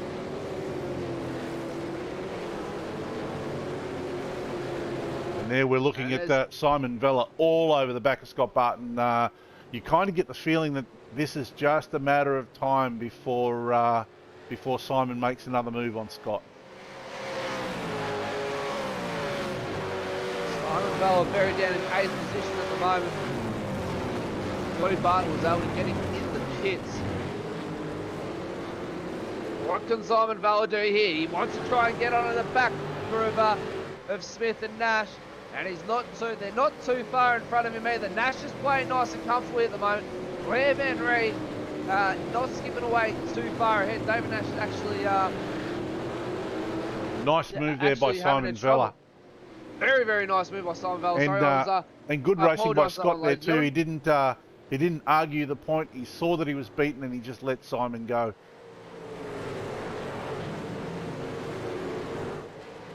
Vella's now hunting down Smith and Nash. And Nash is struggling very hard to get around Blair Van Ree, but he's now closer than he's ever been since the restart. He's going to be having a look down the front straight, ladies and gentlemen. I'd say two things are at play here. They all have older tyres, but Jamie Davis is definitely going to have a lighter car, so he's going to be able to skip away a little bit. But it's going to it's you know, law of diminishing returns because they are going to come back to him. A lighter fuel tank, older tyres can play a little bit of an advantage, ladies and gentlemen. There we go. And, David Nash gets around Blair Van Ree. Nash around Blair Van Ree. So Nash is going to try and start skipping away from Simon Vella. Simon Vella now putting the pressure on Hayden Smith, Nash's teammate. So what can Smith do? Can Smith hold off Vella for Nash and allow Nash to skip away and try and let Nash hunt down Stead Miller? Currently 1 second the difference between Miller and Nash. Smith up the inside of Van Ree. Van Ree does the over and under. This is going to promote Vella into the mix as well. Blair Van Ree checks up a little bit. Simon Vella now trying to go around the outside as they come through to 7. Too wide. And that's not where you want to go too wide, ladies and gentlemen. Through 8 they come. Blair Van Reed gives a little bit of breathing room to the right sim racing boys of Smith and Nash. Yeah, that Nash gives a skipped nice away, little... all over the back bumper now of Stead Miller. He's going to be having a look down the front straight. Simon Vella gets around Blair Van Reed. David Nash now, as you can see in the front of your screen there, gets around Stead Miller to take third position. He's going to be on the charge to Bruce Tannick and Jamie Davis now. Now, do they have team orders here? David Nash is the faster car.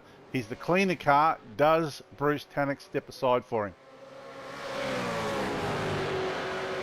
Well, no, over at the BRS head, or the Trans-Tasman Racing headquarters, it's on for young and old. But it might be a bit different in the right sim racing stables, ladies and gentlemen. Yeah, he's got a hold. A little bit of team orders. There he goes, covers the inside line to his teammate Nash. Allows Nash to go around the outside. Going to make Nash work for it a little bit, but gives Nash the racing line. Gives the wall a bit of a bump for good measure on the way through. And Nash allows, Tannick allows Nash to go through nice and comfortably. Bit of a lock up there by Tannick though. And Nash now on the hunt to Jamie Davis, who's managed to get out to a 4.5 second lead. And you can see now that Nash is off and running, he is just checked out. Nash with some serious pace out of that ZB Commodore tonight, ladies and gentlemen. To give you an idea, last lap there, Jamie Davis in clear air did a 127.25. David Nash in traffic, he did a 127.3. There we go, ladies and gentlemen. With a bit of traffic, David Nash has got that Commodore hooked up like no tomorrow. And what's the charge? He's already knocked out half a second in turn 1 and 2. On screen now with Robbie Bradbury. Blair Van Reed with the battle there. I'm wondering whether David actually took tyres on that stop. Very good question. Don't actually know that one either, ladies and gentlemen, because every time the cars go up on Jackson, they get pulled regardless, so tyres get taken. Oh, look at that. There's a big slide in the background there. That looked like Jason Scholar there, I think. Jason Scholar it is. Gets turned around by what may look like one of the DSL welding entry boys, might be Timmy Mulford maybe. On board a replay, good year order, get on a replay. This one, ladies and gentlemen, DSL welding entry of car 89, Timmy Mulford. A little bit of a tag. Yeah, just Timmy Mulford plays patient, realises way too ambitious there. Swamped. Way too ambitious. Car 123, drive through for car contact on the 64. Jamie Davis is in the pits. Jamie Davis in the pits. That promotes Nash to the lead. Davis in the pits. Car 123 though. Drive through penalties. That's Bruce Tannick, ladies and gentlemen.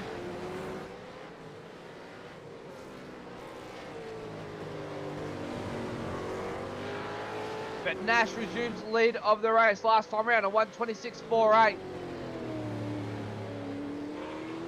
Jason Scowl though with big damage to that car.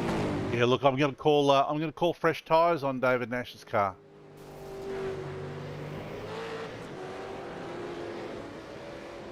That's a 3.5 seconds over his teammate Hayden Smith.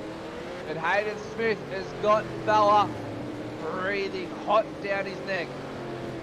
And while we've got a bit of time, ladies and gentlemen, as Nash comes through 7, we'll get to crank up the volume to start lap 43, why don't we? We haven't been able to do one for a couple of weeks now, so there goes Nash through 7. Through 8 as well, my apologies. So get ready, ladies and gentlemen, as Nash comes on to the start-finish rate, we'll get you to crank up that volume and listen to the works of David Nash behind the wheel of the V8 Supercar.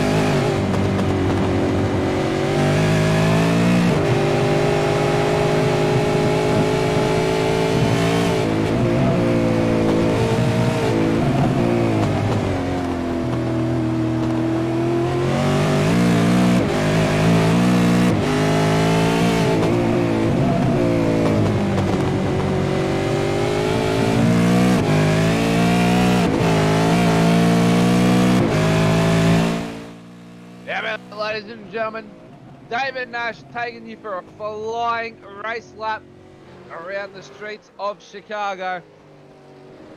And what a tricky track it is to navigate around here. The tight 90-degree turns, the bumps, the undulation.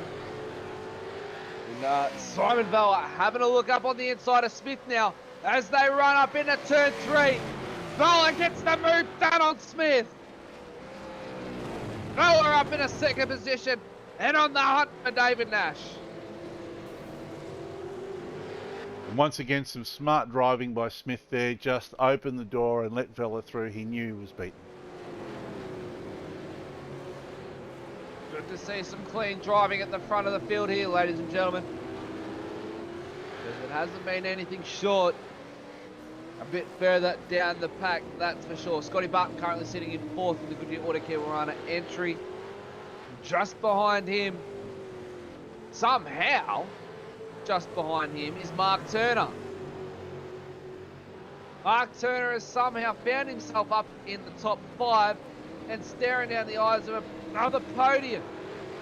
And Mark Turner is the only driver other than David Nash that's circulating in the 126s. So he's a 126.98 last lap in traffic. And how he's done this, I don't know as well, ladies and gentlemen. He's currently copped, I believe, 2 drive-through penalties as well. So the safety car has played dividends for this man right here. He's currently seen breathing down the neck of Scotty Barton to take away 4th position from him. Playing it nice and cool. Second pit stops aren't too far away either, ladies and gentlemen. We've already had, third pit stops. And it might be a 4-lap race. We'll have to see how we go. They're going to be hoping for another safety car. And if another safety car gets called, look out for pit lane. And David Nash! David Nash with a big incident. Has a lot of steering damage by the looks of it. The front end of the 911 looks to be completely written off almost. There's a car off on the side of the track. That's Robert Brewer. Can David Nash find himself to the pits to get the car repaired? Simon Vella. And keep the lead. Now, they may have called safety car. So if they've called safety car, they're just going to have to run nose to tail there. So this might have worked into David Nash's hands. But look at that. His car is really struggling. David Nash has got no turning. And it must be safety car because Vella is not making the move on him just yet. So watch for Nash to go into the pits to get this car repaired. There he goes. So Nash is going to have to try and do the quickest pit stop that he's ever done before. Scotty Barton into the pits. Watch Nash on this one, ladies and gentlemen. Watch him just go from worst to good. Quick 2-second stop. Now, there we go. Bang. Fast repair. And he's taking he's taking a pit stop, ladies and gentlemen. David Nash is changing up the strategy. He would have to take a pit stop. He's going to need to take some fuel along with that fast repair. Otherwise, that's all going to be negated for him. So that another sting in the tail, as Zach would say, on a Wednesday night. All right, here we go, ladies and gentlemen. David Nash now sees himself in 30th position. Simon Vella sees himself to the lead of the race. We have a safety car out on track, and JP, what better time? I said the next safety car will call a hot lap that is brought to you by yours truly in the SimShed Broadcasting Hub. And what better way to send it out on track right now? And not out on track live, obviously, but we've obviously got this pre-recorded for you as well, ladies and gentlemen. So we'll get a hot lap up on screen for you, and you can see what it's like to ride on board and have a Chicago Street Circuit talk through to you.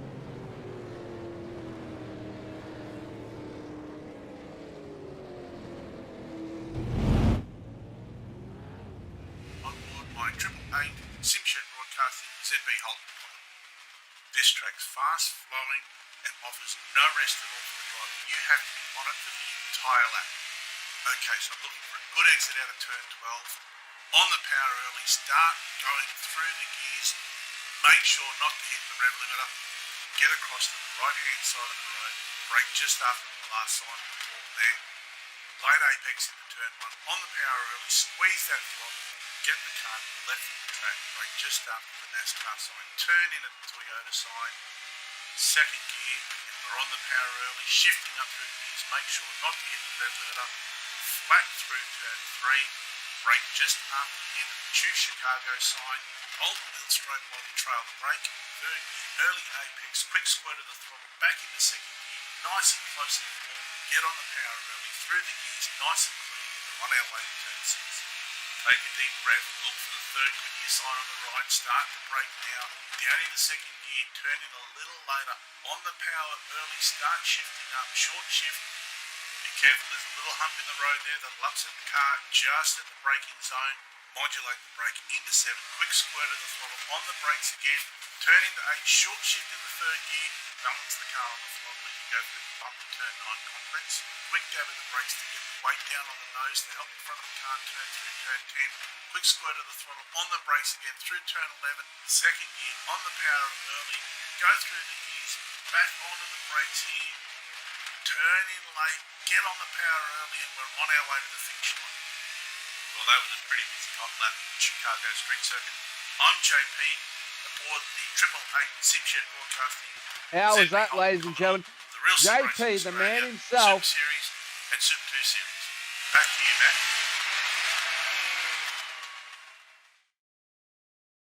Matt. There we go. My apologies, ladies and gentlemen. I didn't realise JP was still talking on the mics, on the airways, should I say, right there. And my apologies for cutting you off there, JP. And but how was that? The man himself taking you for a hot lap, flying hot lap too, around the streets of Chicago.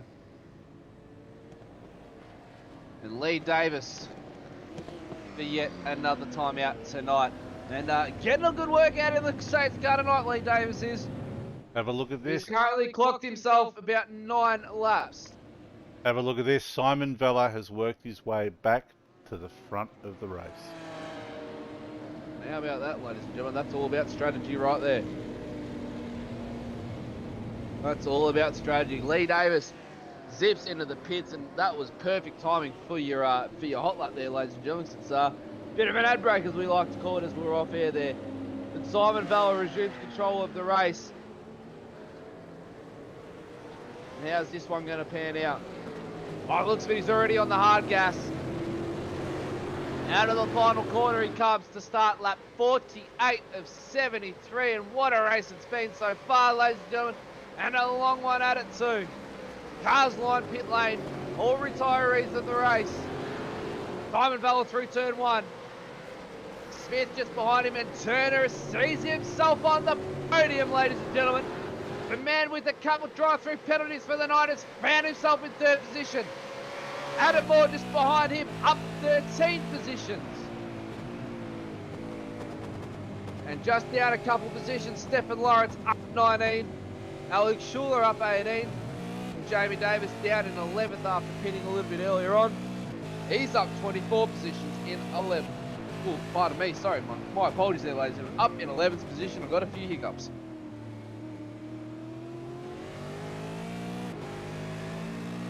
And actually just behind him, good point there by JP in my ear there. David Nash, the man we've been watching all race long,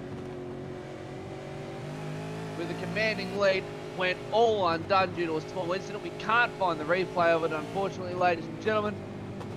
Obviously had a big off into the wall. Was able to scrape it through by the skin of his teeth to pit lane. Thankfully, the safety car got called. He finds himself now down in 12th position. Just behind Nash is Scotty Barton as well. And there he is on screen there, drinking it out with Jamie Davis down the front straight. Now we know Jamie Davis is quick. We know Jamie Davis likes to burn tyres as well. This is interesting. So David Nash has had his fast repair. Jamie Davis has not. So Jamie Davis has either already used his fast repair, or he's figured, look, I don't need it at the minute, and if things get worse, I'll come in and I'll take the fast repair. It's funny that, JP, no wing, no boot, no splitter, and the supercar still goes quicker than what a fully repaired car does. And it's amazing how the technology in the iRacing server is allowed to do that. Yeah, just look. in front of Jamie Davis there, ladies and gentlemen, Nathan Clive, they're trying to duke it out with for 10th position. Now Jamie Davis around the inside though. Jamie Davis goes for the over and under move. Can he make a move into turn 7? The inside, he gets it done. That promotes Nash as well up onto the inside of 8. Can we see him moving to the 8 for the first time tonight? Yes, it happens. David Nash with the move of the night into turn 8. The tightest corner and part of the track. And Nash gets it done to stay with Davis. Yeah, and while we do talk about these cars with no rear wings, look, honestly, iRacing needs to do something about this. It's a bit of a joke, really, when these cars have got no rear wings or no front spoilers, and they're still able to race without much of a time deficit. Not only that, not to mention the look of the cars either. JP, we don't want to. You wouldn't see that going around in the real world, ladies and gentlemen. You certainly wouldn't want to see that going around in the sim world either. As we've got car 412, the 412. Jason Scowler, but drive-through penalty, car contact on 89. So that's Timmy Mulford. Oh no! Oh, look at this! Aaron Robb. How about this? Nash Davis. And we've got a car with a blown engine up ahead. There's a car smoking up ahead. It's a three-way fight right now for 10th position. Nash up around the inside of Tony Gaffer. He follows Davis through. And who's smoking up in front of him?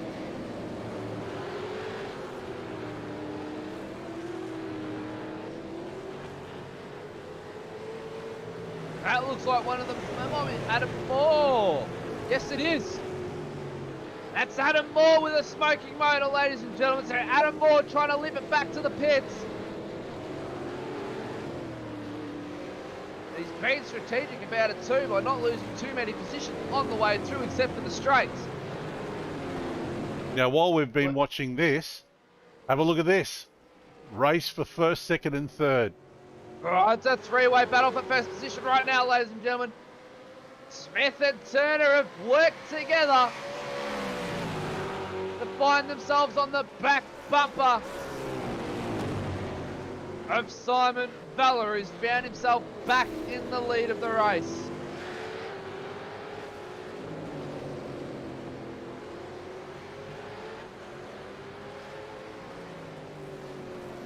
Down the back straight, they come into 6. Just had a comment from Ozrob. Apparently, iRacing are asking for what fixes for next season. Honestly, we've been waiting for that long for fixes on the supercars. I'll believe it when I see it. I believe as long as I've been in this series, JP, that's one thing that you and I have always talked about from the get-go when I joined back last year. Around this time too last year, might I add. I think it was season 2 I did join with you guys, and yeah, for as long as we've known each other, JP, you've always said that iRacing need a fix that. We've pleaded for them to fix it every single time we went to air, and hopefully going into to the next season we see a new fix for the supercars and give them a little bit of more damage, or not the awareness. What's the word I'm looking for, JP? Sure, you can help me out on this one. The bottom line is if you lose your rear wing or you lose your front splitter, these cars should become undrivable. Very much so as well. Hayden Smith though dropping off the back of Simon Vella just a little bit. Obviously getting a little bit of pressure now from Mark Turner. Eyes are in the mirrors, not forward, and that's allowed Simon Vella to now skip away to a 1.1 second lead. Yeah, look, Simon Vella's turned up the wick there. Last lap was a 26.6 as opposed to Hayden's 27.0 and a 27.08 by Mark Turner. So, yeah, Simon Vella's definitely turned up the wick, but it looks like he might have just clipped the wall there on exit. But, yeah, he's still managing to maintain that lead. Smith and Turner are going to have to work together to make up that gap again. Well, watch what they go around this time around. Smith's managed to make up the gap by about 0.3 of a second in this middle to last sector. Looks like I've opened up a bit of a debate here. Cam Jones, apparently there's someone on iRacing team now that wants to put some time into the supercars. I tell you what, Cameron, if that's the case, it'll be absolutely welcomed from all supercar drivers. You know, would love to see a few things change on these cars. Would be great if they do. And the man Cam Jones commenting on that one, ladies and gentlemen, is your third place sitter from last night. An absolutely stellar drive by that man there commenting on the streams. Scotty Barton on your screen though, ladies and gentlemen. Just as an 11th aside, allows, I was about to say, it's going to allow Nathan Clive through by the looks of it, but no, he made a move on Nathan Clive there, so that was a nice move. And just getting back to Cam Jones last night, his drive last night was certainly the drive of the night. It could even be the drive of the series.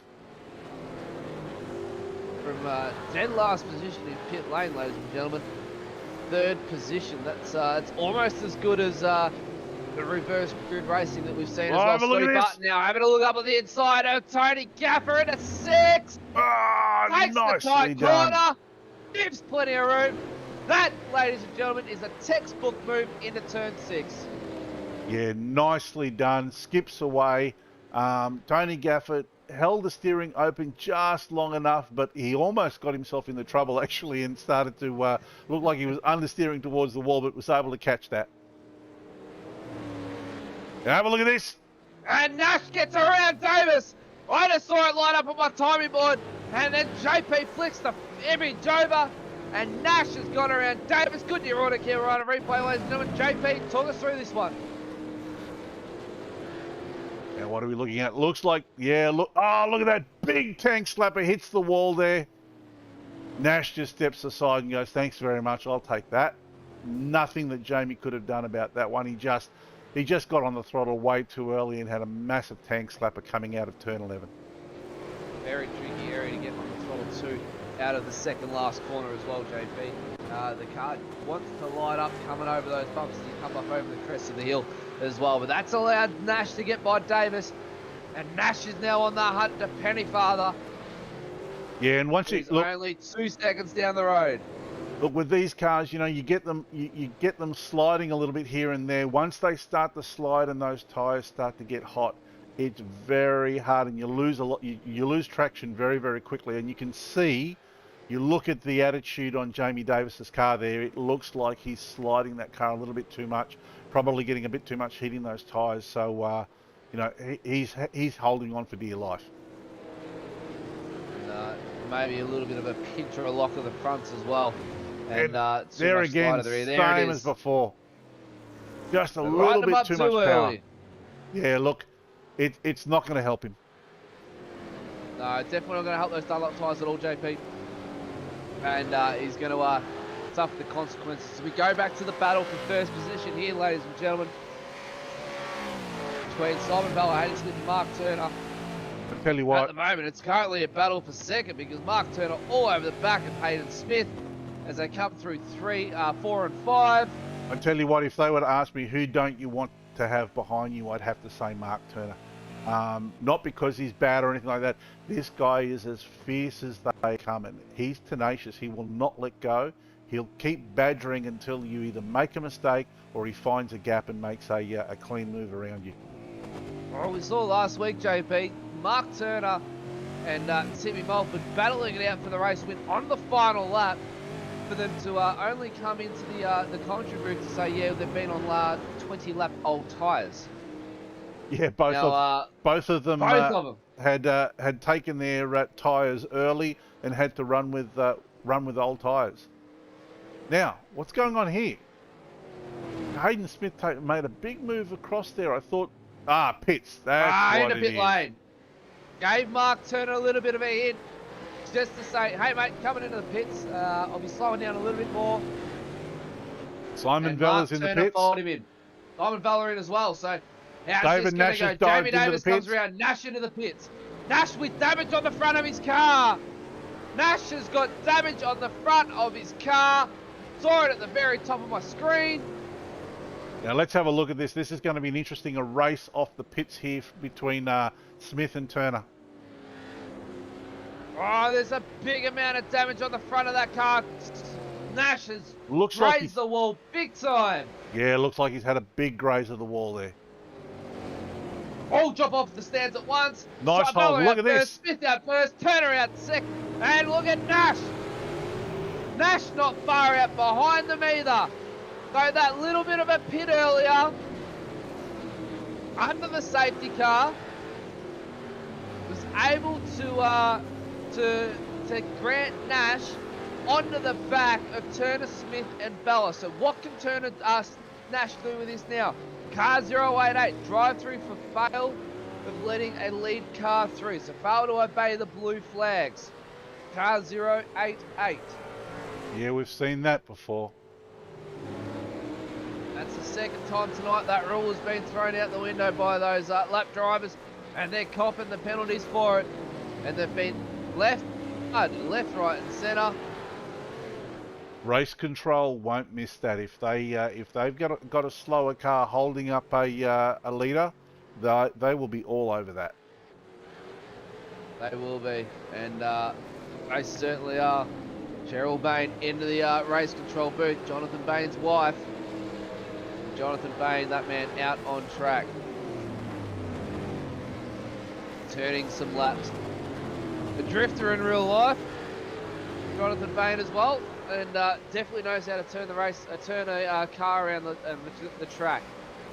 Mark Turner on your screen now though, putting immense amounts of pressure on Hayden Smith. Just in the background there, you see the 911 of David Nash, ladies and gentlemen. How's that for a comeback?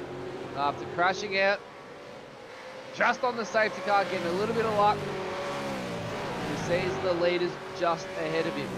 And the biggest one we have to watch as well, ladies and gentlemen, is Jamie Davis. Where's Jamie Davis going to pop out? Now have a look at this on their out lap.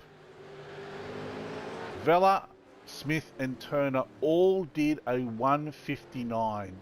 David Nash, 148.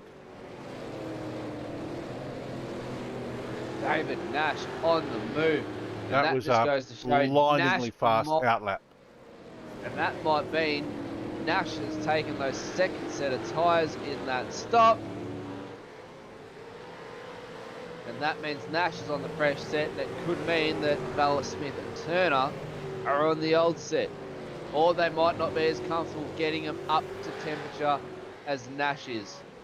I tell you what. Only 138. Oh, Turner's around Smith. Just on my timing board, ladies and gentlemen, watch Turner go around Smith, and he's got the move done. And by the looks of it, he's got the move done in one of the tightest parts of the track, JP. And ladies and gentlemen, Smith now up on the inside of Turner into turn one. Turner can do the over and under. Oh, Turner gets the run, look at that. Into the wall. Nash into the wall again. That's got to be the end of his race. That's got to hurt the Commodore of David Nash. Good near auto camera on a replay, ladies and gentlemen.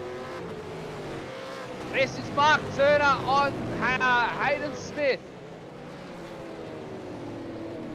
Oh, excellent, excellent dive. Haven't seen a move done there yet. Smith runs it up the outside, Turner up on the inside, and just gets the move done. And we'll stay on with David Nash, ladies and gentlemen. Looks like he's just run a little bit too hot. Just missed the brake marker. Yeah, just locked it up. Big slide. My apologies. Excuse me. That might just be enough where he's clobbered the side of the car more than he has the front. So we'll have to watch David Nash's pace. Oh, Mark Smith just hit the wall. Jonathan Bain's in the pits. Turner gets a little bit of rub in the wall. And like I said, ladies and gentlemen, the walls of Chicago are not forgiving. Bain into the pits. Simon Vella goes fastest lap of the race. 1:25.92, ladies and gentlemen. A 1:25.92. He's now skipping away. He's got the wick turned right up. That just goes to show Vella's taking tyres. JP, this stint might see them right to the end. Yeah, look, Simon Vella pitted on lap 55, so he is fuel to the end. Mark Turner is fuel to the end. Hayden Smith is fuel to the end. David Nash is fuel to the end. Jamie Davis and Scott Barton, they are not fuel to the end. Jamie Davis better make a move into the pits very, very shortly to get a quick splash and dash to make it home, and maybe even throw some fresh tyres on, get the car fixed, and try and hunt down these leaders. But Simon Vella is definitely a man on a mission. Davis stays out for one more lap. The Auto Serve entry in car 92 out for one more lap.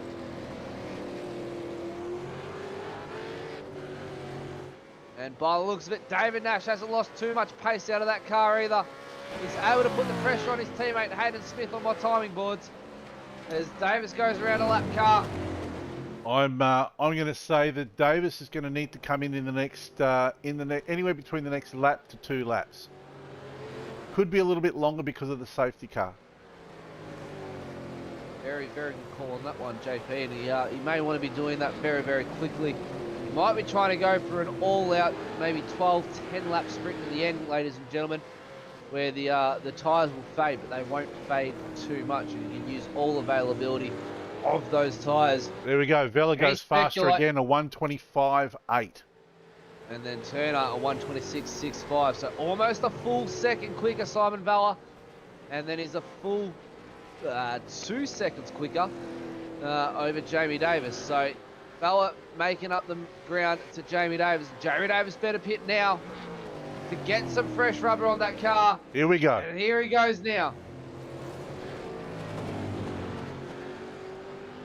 That's a mistake by Scott Barton. He probably should have pitted now because they are going to be all over the back of his car.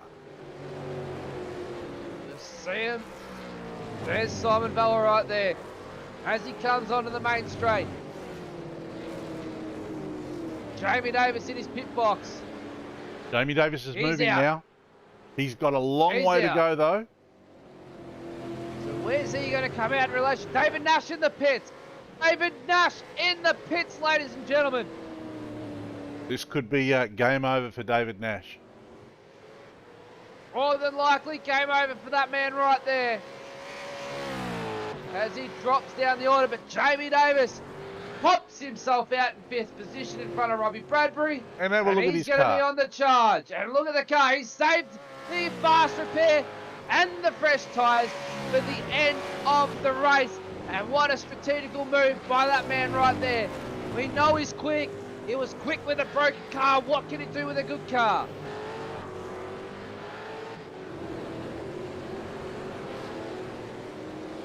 Lap, 13 laps to go. So right now, look, Scott Barton is he's not in the mix. He needs to come in and pit now. Get that pit over and done with. Get back out and try to make position. Here he goes. He's in the pits now.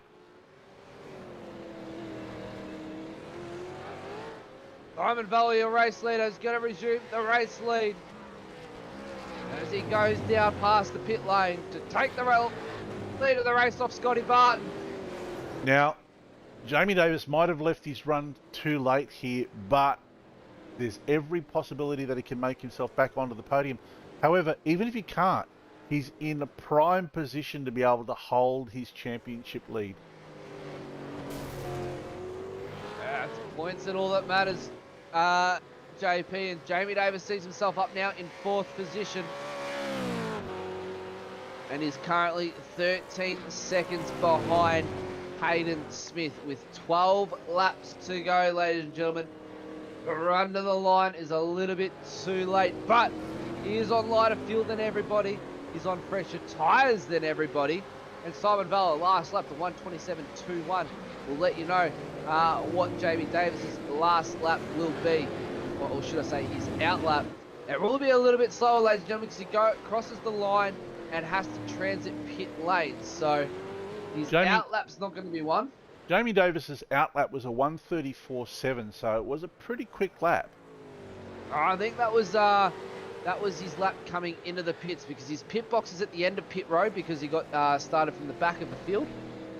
I know, yep. And I stand his back corrected. his pit box is before the control line, which is the start-finish line. And he's obviously had a 18-second stop, and that's roughly about what he will be transiting there. So Jamie Davis, his outlap's going to be a bit slower as well. Ladies and gentlemen, we'll let you know what he does next time around. The boys have done a 127 out front. Simon Vella a 126.9. And there we go. Jamie Davis, even transiting in pit lane, a 126.19. A 126.19 to Jamie Davis. So he's on fire. He's on the hunt. Hayden Smith and Mark Turner. So 11 laps to go. He took a second out of Hayden Smith there. So he is going to be right up on these guys towards the end of the race. And there you go. You can see him just coming onto the there he is. Straight there. Just Back coming out straight of is turn 5. at the top. So we'll pay close attention. We'll keep you updated, ladies and gentlemen. He's currently just knocked out nearly another half a second coming down the back straight into turn 6. As the boys come round through 8 and 9. And Davis is on a charge. Hayden Smith starting to now pressure Mark Turner for second spot. But Simon Vella has checked out ahead, 3.2 seconds of the lead. And good luck catching that man there. Now this is what I was saying at the start of the race. There's Jamie Davis at the back. You need to buy yourself a ticket to the last stint, and that's what these guys have done. They've all bought themselves a ticket. Jamie Davis is in the prime position. He's just done a 126.05, so taken more time, almost another second out of Hayden Smith. So yeah, he is going to be ranging up on them soon. He's almost taken a second out of Simon Vella himself. Simon Vella last time round a 126.97. Second and third were actually quicker. Turner and Smith were quicker than Vella this time round. But Vella is going to be maintaining that gap, no doubt. And Jamie Davis, a 126.05, and that's his best lap in the race. Turner and Smith know that Davis is coming, so they need to turn the wick up.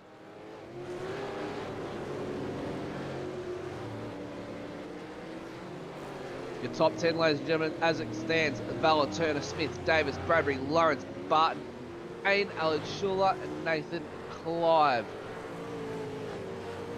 Rounding out your top 10 there, ladies and gentlemen, as we just go 10 to 10 on your Wednesday night motorsport. And that man right there may have just played the best strategy game of the race so far. He's got to keep it off the walls and keep it clean. He's had a few little scrapes already. We get car 89, drive-through penalty for car contact on the 85. That's Darren Robb on Timmy Mulford. Those two are 1 lap down apiece. Only 20 cars on the, or my apologies, ladies and gentlemen, 19 cars on the lead lap so far.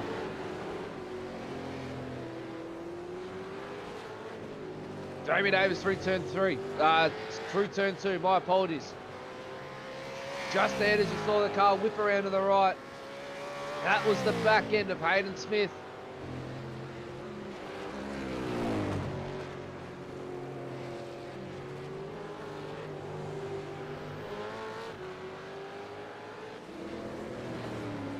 Ladies and gentlemen, Jamie Davis has taken more time out. A 126.14 plays a 127.63 to Smith, a 126.96 to Turner, and a 126.92 to Vella. So Davis has put the pedal to the metal. He's using up all available road, all available track, all available Dunlop slicks, and all available 650 horsepower of pure Australian V8 muscle. You can see it is down to 5 seconds behind Smith now, with 8 laps to go. What does Stephen Martin do here? Is he going to allow Davis by nice and smooth?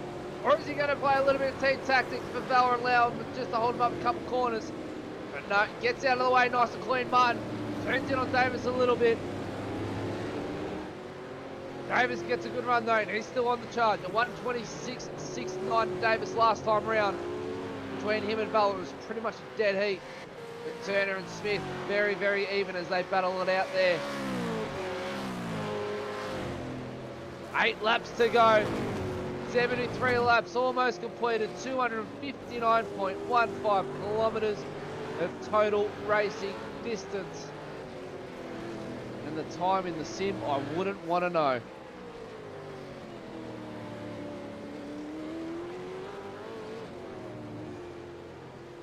.66 of 73, ladies and gentlemen.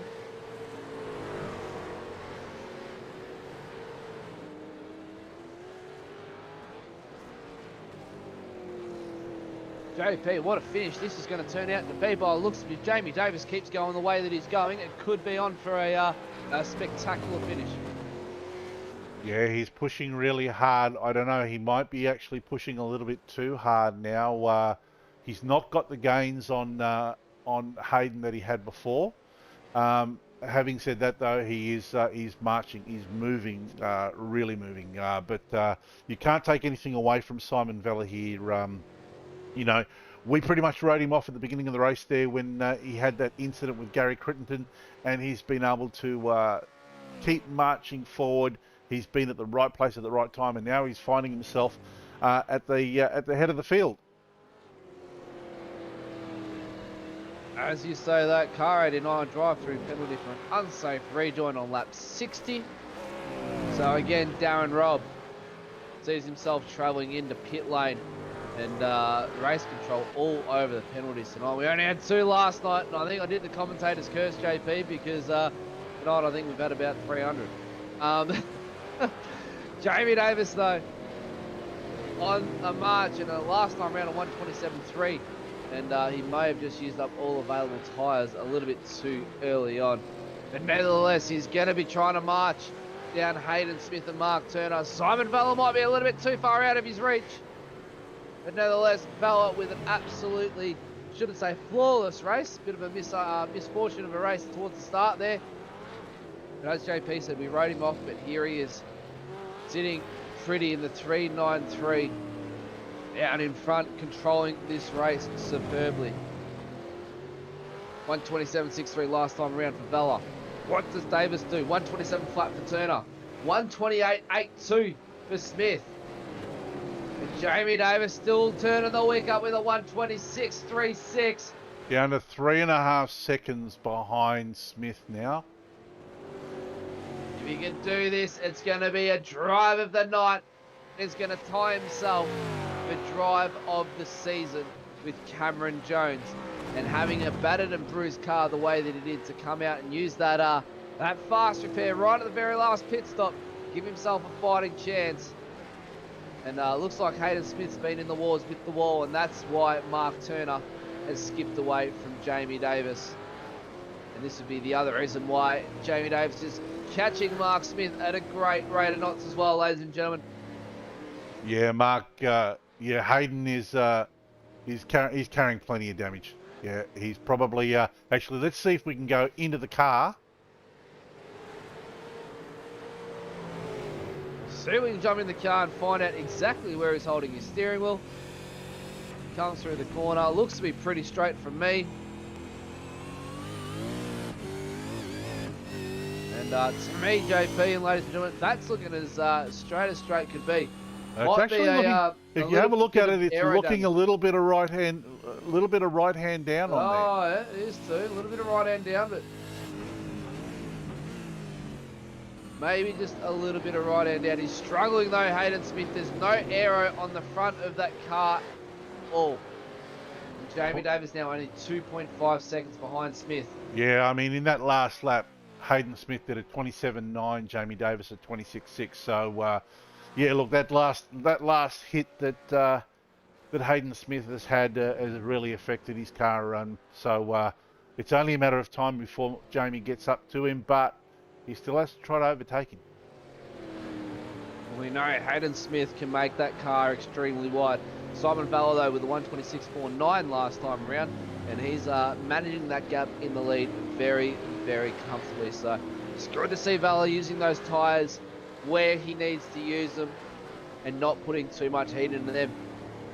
But ladies and gentlemen, now 16 cars on the lead lap. 16 cars on your lead lap, and that is over half the field. That is now under half the field. But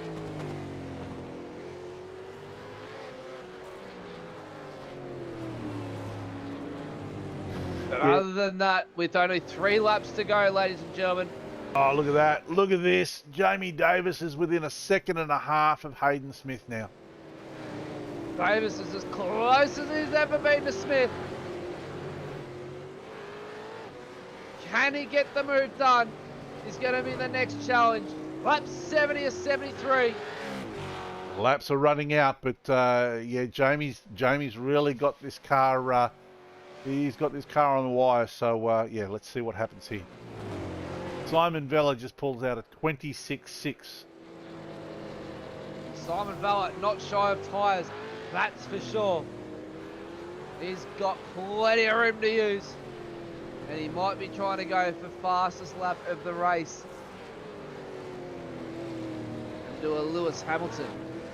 And get fastest lap of the race on the last lap of the race too. Hayden Smith not looking comfortable in that car. Oh, allowing Jamie Davis to get to now just over a second. The gap's now just over a second back to Davis. We'll watch this battle closely. The front battles definitely fizzled out. Mark Turner is 5 seconds trailing Simon Vela by 5 seconds. Smith goes through the final corner once more. Down to Davis 8 now tenths of under a second. 8 tenths. 7 tenths. tenths. What a finish this is going to be by Davis. He can get onto the podium.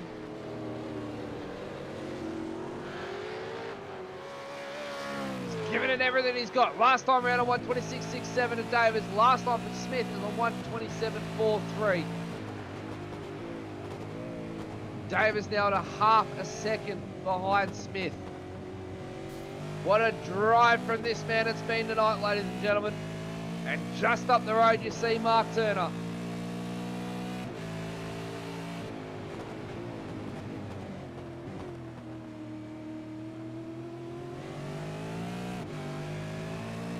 Ryan 1-1, drive-through penalty for contact on the 411, lap 69. Oh, look at this. Now, Jamie just has to play it smart here.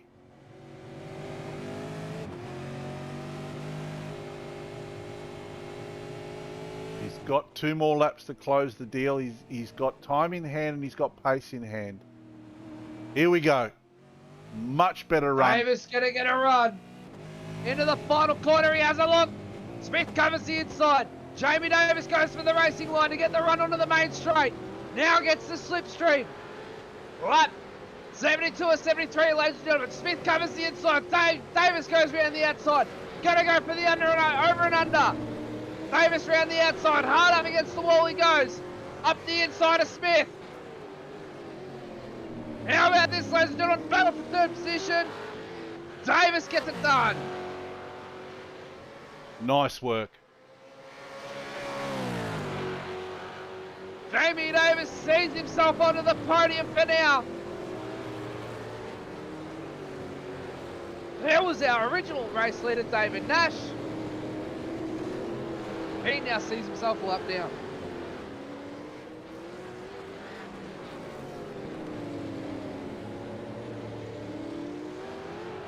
Lap cars get out of the way for Simon Vela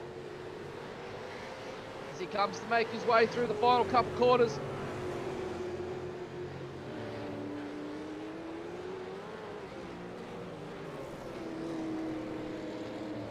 What a race from this man it's been. He got taken out earlier on in the race.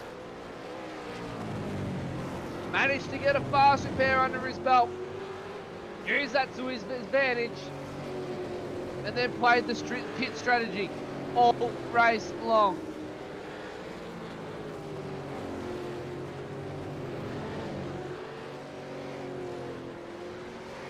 found himself in 5th position after a couple, one of the pit stops under safety cars.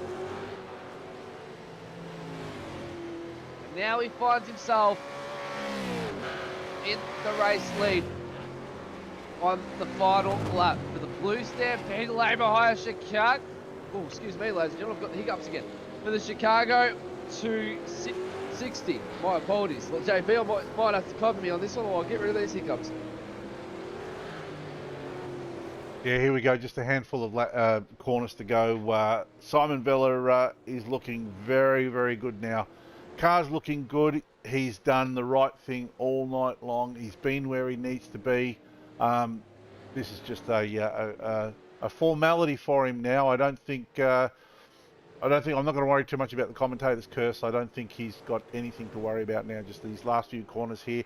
Another couple of corners, and he'll be taking the checkered flag. So he's looking good. He'll almost be able to do this this course with his eyes closed by the end of the night, JP. My apologies, ladies and gentlemen, to the viewers wherever you're watching from for my little hiccup moment there. But we are all human as Simon Vella takes his first victory in the RSRS Super2 E-Series. And what a way to do it in the streets of Chicago for the first enduro of the season. Simon Vella goes to victory lane for the Century Motorsport team. And a stellar drive by that man there. Mark Turner in 2nd, Davis home in 3rd position with a fantastic drive up 32 positions. And Hayden Smith, Robbie Bradbury rounding out your top 5 there. And it's all eyes on this man right here. Gets taken out by Gary Crittenden early on in the race. Fun. Down mid-pack. Takes a pit. Plays the strategy. Uses the fast repair. Gets himself out into a nice, comfortable position in 5th. And sees himself now home in 1st position. After 259.15 kilometres. 73 laps. 3 sets of tyres later. And about 150, 160 litres of fuel burnt throughout tonight's race. We'll get those guys into the booth very, very shortly. We'll try and get the post-race formalities underway very, very quickly as well. And as we go past 10, and try not to have it too late of a one, even though it's enduro. We did start a bit earlier, ladies and gentlemen. And luckily we didn't start at our normal time of 8:20 PM Australian Eastern Standard Times, because we would still be currently racing with about 20 laps to go. And we'd be sitting here till all hours of the morning or the night from wherever you're watching from. And for some of us who have to get up early, as one of the middle finger racing boys decide to do a nice 360 to enter himself into pit lane there. That could well be a penalty. Might be. But Simon Vella, not the place you want to be doing burnouts, mate, on the front straight, because that's straight into the wall. He's put his taxi in the wall. I mean his Ford, sorry. His taxi, yeah, the taxi Ford. That's the Holden curse right there, isn't it? But Simon Vella gets into his first burnouts at the Chicago Street Circuit. Absolutely amazing drive. Absolutely amazing drive. Now, race control are going to have a look at that loop by Mark Turner, and if they deem that he tried to do a burnout there going in the pits, they will take that 2nd place from him. All right, here we go, ladies and gentlemen. It's one that's going to be discussed with Mark Turner, no doubt, and race control very, very quickly. But nevertheless, you'll be seeing Simon Vella, Mark Turner, and Jamie Davis coming to pit lane, coming to victory lane for Simon Vella, but the commentary booth for Vella, Turner, and Davis. As Simon Vella poses there for a nice photo on the front straight with a battered and bruised Century Motorsport Ford Mustang, but nevertheless, he is the race winner. Unofficial results up on screen for you now, ladies and gentlemen, or should I say in a very brief second. Gives me enough time to clear my airways before rattling off some names as we await our podium to come up into the green room to drag him down in the broadcast booth, and the big fountain in downtown Chicago, all alight. Simon Valley, a race winner by a comfortable margin of 7.993 seconds. We'll call it 8 seconds. And then Jamie Davis with the drive of the night, ladies and gentlemen. That's a Ford lockout. 1, 2, 3. Chris Kisby would be happy. He'd be a happy man. The Spirit of Tasmania, a lockout of Ford in the top 10. And a lockout of Ford on the podium, that's for sure. Hayden Smith in 4th, Robbie Bradbury in 5th, Stephen Lawrence in 6th, Scott in 7th, Jonathan Bain in 8th, Alex Schooler in 9th, and Nathan Clive rounding out the top 10 in 10th position there. Bruce Tannock, Stead Miller, the last of the cars to finish on the lead lap, ladies and gentlemen. And look at that, 12 cars on the lead lap. What a shocking night of racing from for some of these guys down here. Tommy Foster, Tony Gafford, David Nash. He led for majority of the race tonight, and unfortunate for that man there. Jason Scour, Daniel Schultz, Timmy Mulford, Darren Robb, Cole Zink, 2 laps down there. And Blair Van Rees, Stephen Martin, Will Yesberg, Adam Moore, Justin Pennefather, Shane Clark, Robert Brower, Andrew Johnson, Brian Good, David Leslie, and those guys seeing from Shane Clark down.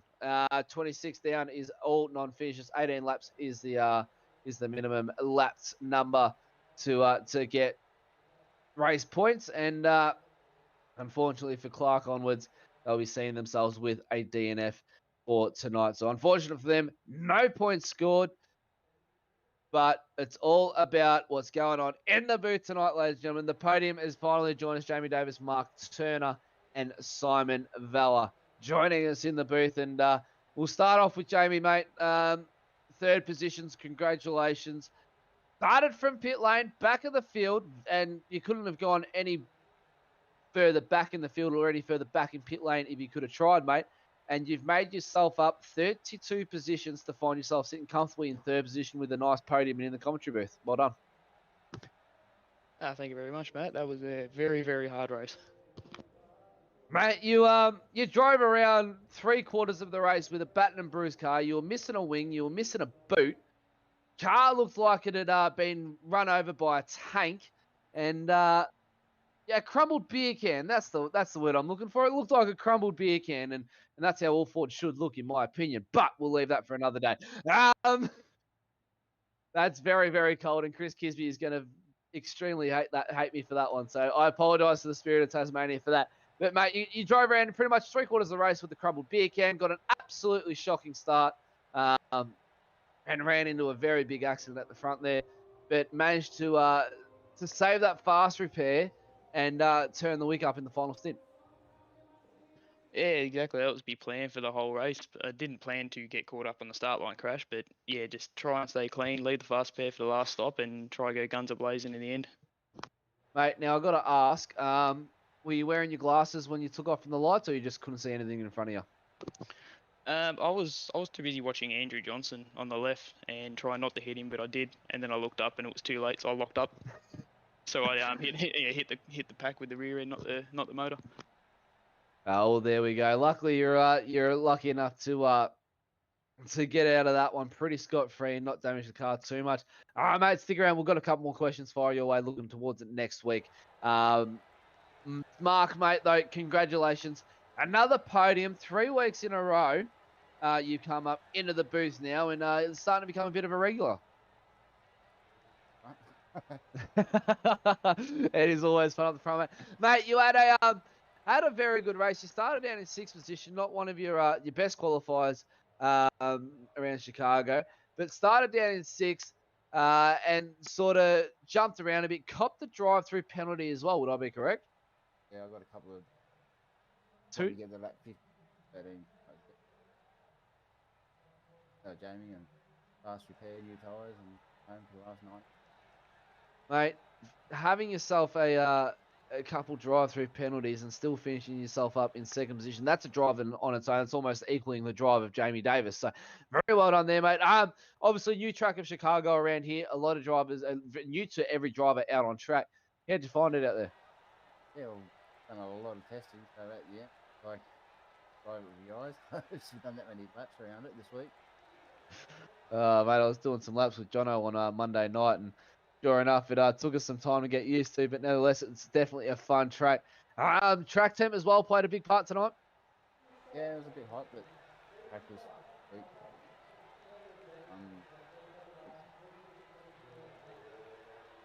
Good stuff, mate. Stick around because I can't take the light too much away from the man that's waiting patiently and is probably roaring with excitement to get a big hell yeah out there. Simon Vella, mate, congratulations on your win around the grueling 3.5 kilometer circuit that Chicago brings to you as a street circuit. 259.15 kilometers in race distance you covered, 73 laps, roughly about 160 liters of fuel you've burnt, and you've seen yourself with some new panels put onto the car and seen yourself come home in first position, mate. Congratulations. Oh, thank you. Mate, your thoughts. Give us your thoughts. You got taken out by Gary Crittenden early on in the race. We, us commentators here, JP and myself, we wrote you off for the race pretty much. We thought, nah, that's it. You're done and dusted. And then you've played the strategy card and have seen yourself fight back from fifth all the way back to first. Yeah, I thought it was over as well when it happened, and I was really upset. But you know, I got thanks the Century crew. They kept me calm and composed, and you know, they said you can do this still. And I had a phenomenal car. It looked after its tyres, beautiful, and it was fast. So I was confident I could get back up there. Whether I had pace to catch Nash, which you know, I wasn't sure, but yeah, it was just beautiful. Well, in the end, you had the pace to catch Nash because he decided to bend the front end into the wall, and luckily enough for Nash, the safety car got called right as he did that and gave himself a free life a bit. And he was on the charge back, but unfortunately just binned it again. So you sort of had a little bit of an angel looking over you on that one. Yeah, very fortunate. Mate, we notice the every time Davis or Smith or Turner decide to put in a little bit of a faster lap than you turn the wick up just that ever so slightly and squeeze it just past 3/4 throttle and post a faster lap time. That car was absolutely on rails tonight. Yeah, it felt beautiful. Yeah, it looked after its tyres. It's just, yeah, done everything I wanted to do. When I was out in front, I was just looking after the car, running the fuel numbers I had to do, and yeah, it was very comfortable. Best car I've probably had in iRacing yet.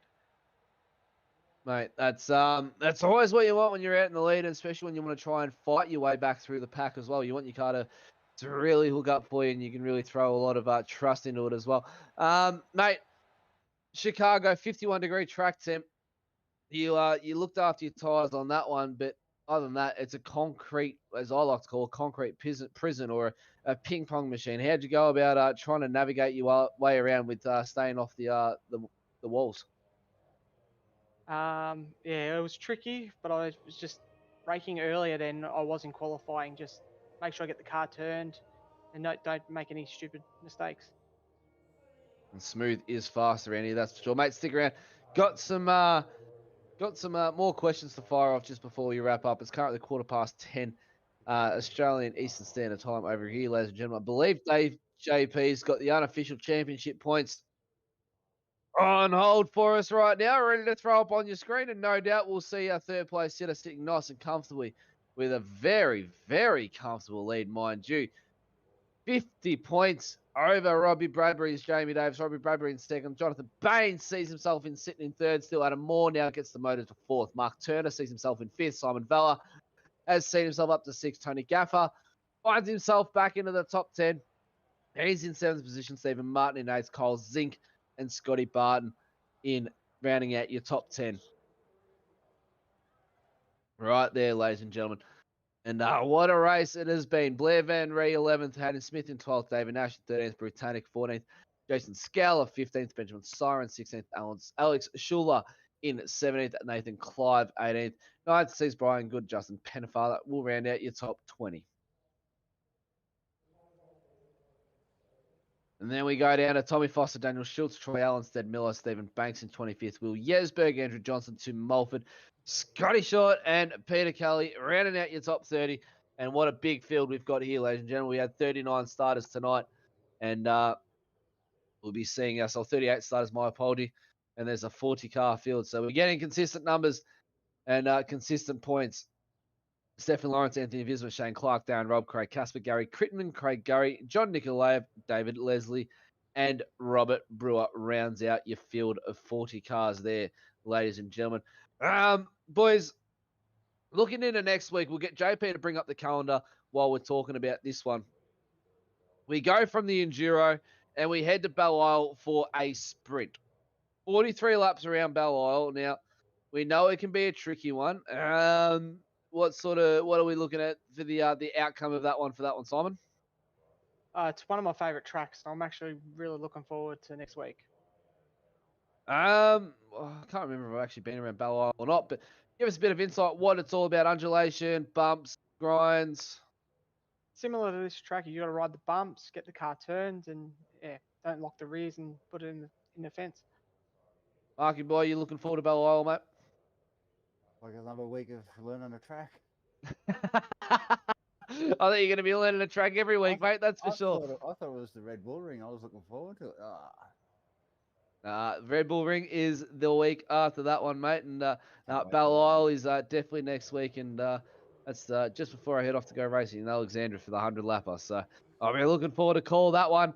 And over at Belle Isle for you boys. Jamie, mate, you raced well tonight, came up with quite a few positions, obviously looking to have a better outcome, or should I say a better start coming into Belle Isle.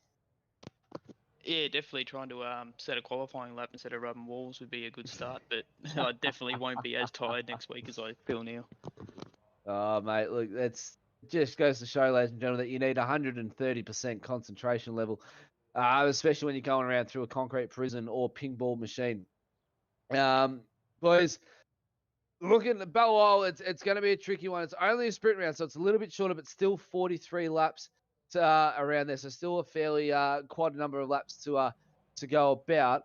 Talking about the Enduro now for tonight, 73 laps. What's the concentration levels going to be like? We'll start with Jamie. Oh, the concentration levels still have to be high for next week. Being a street circuit still can bite you, but yeah, it won't be as hard as tonight. Mark, what do you find works best for you, mate, to keep up those concentration levels and when you're going around and watching the same walls go past you, 73 laps in a row? Trying to hit your markers and that sort of stuff, and don't try and over race.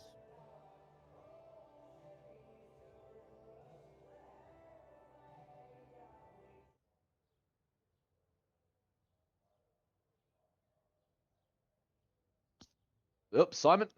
Sorry, guys, my headset decided to die on me. My apologies. Simon, mate, what are your thoughts on trying to keep you cool and focus out on track? Yeah, just keep an eye on your brake markers. Keep calm. Yeah, don't make any stupid moves. Boys, looking forward to next week, or should I say, what's coming up this week on Saturday night, Tuesday night, and Wednesday night. Obviously, for your Saturday night motorsport, Tuesday night motorsport brought to you by Zach Cave and Chris Kisby, and then back here for the Wednesday night motorsport brought to you by myself and most likely JP.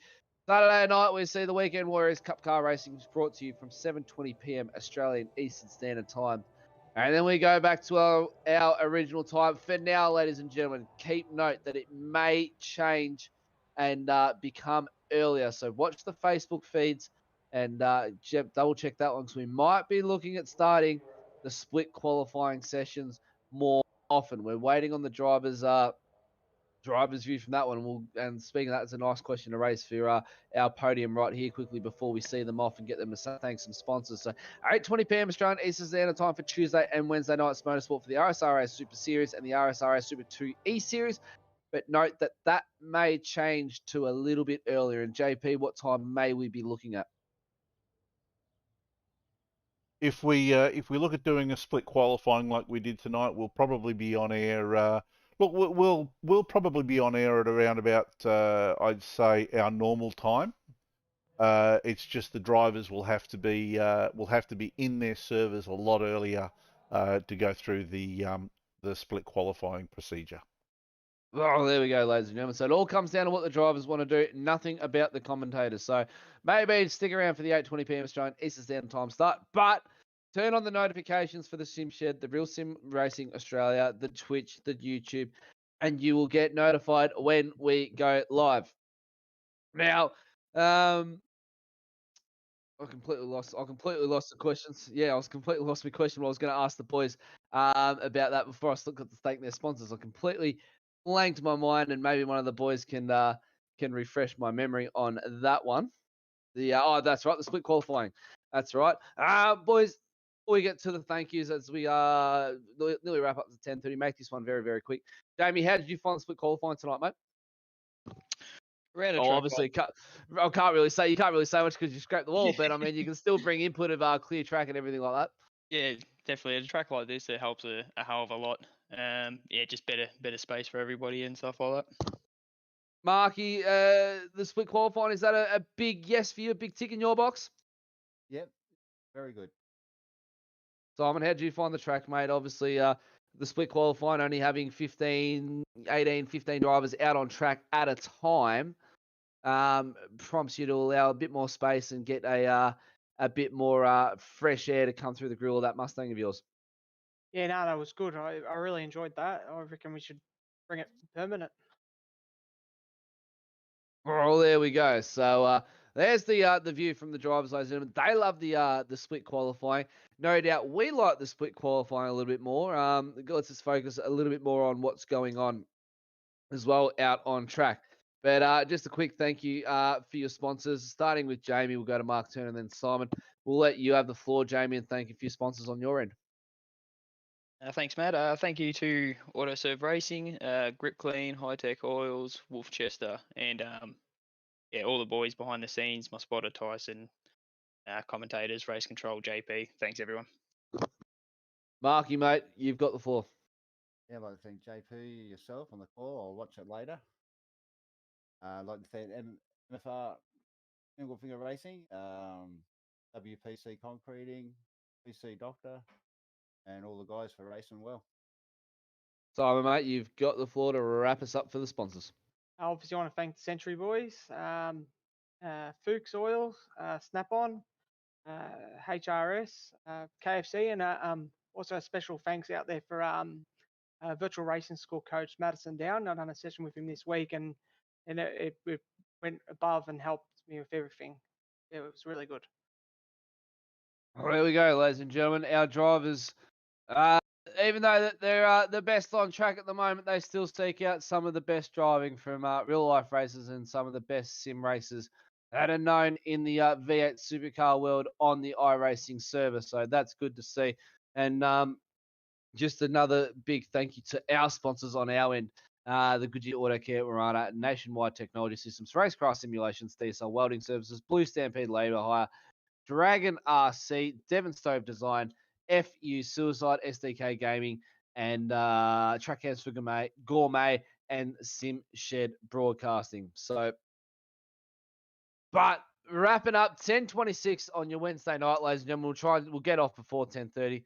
We know a few drivers need to get into bed, tuck up nice and early, and rise nice and early as well. So, Ice the wrists up.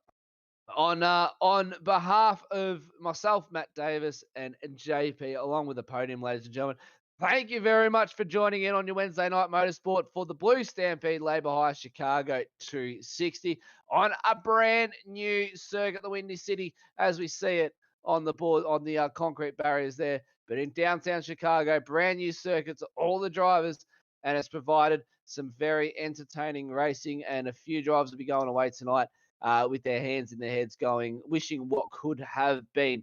But I will wrap it up nice and quickly for you now, ladies and gentlemen. So tune in for Saturday night, Tuesday night, and then we'll see you back here on Wednesday night motorsport for some action-packed racing from Belle Isle. But for the meantime, good night.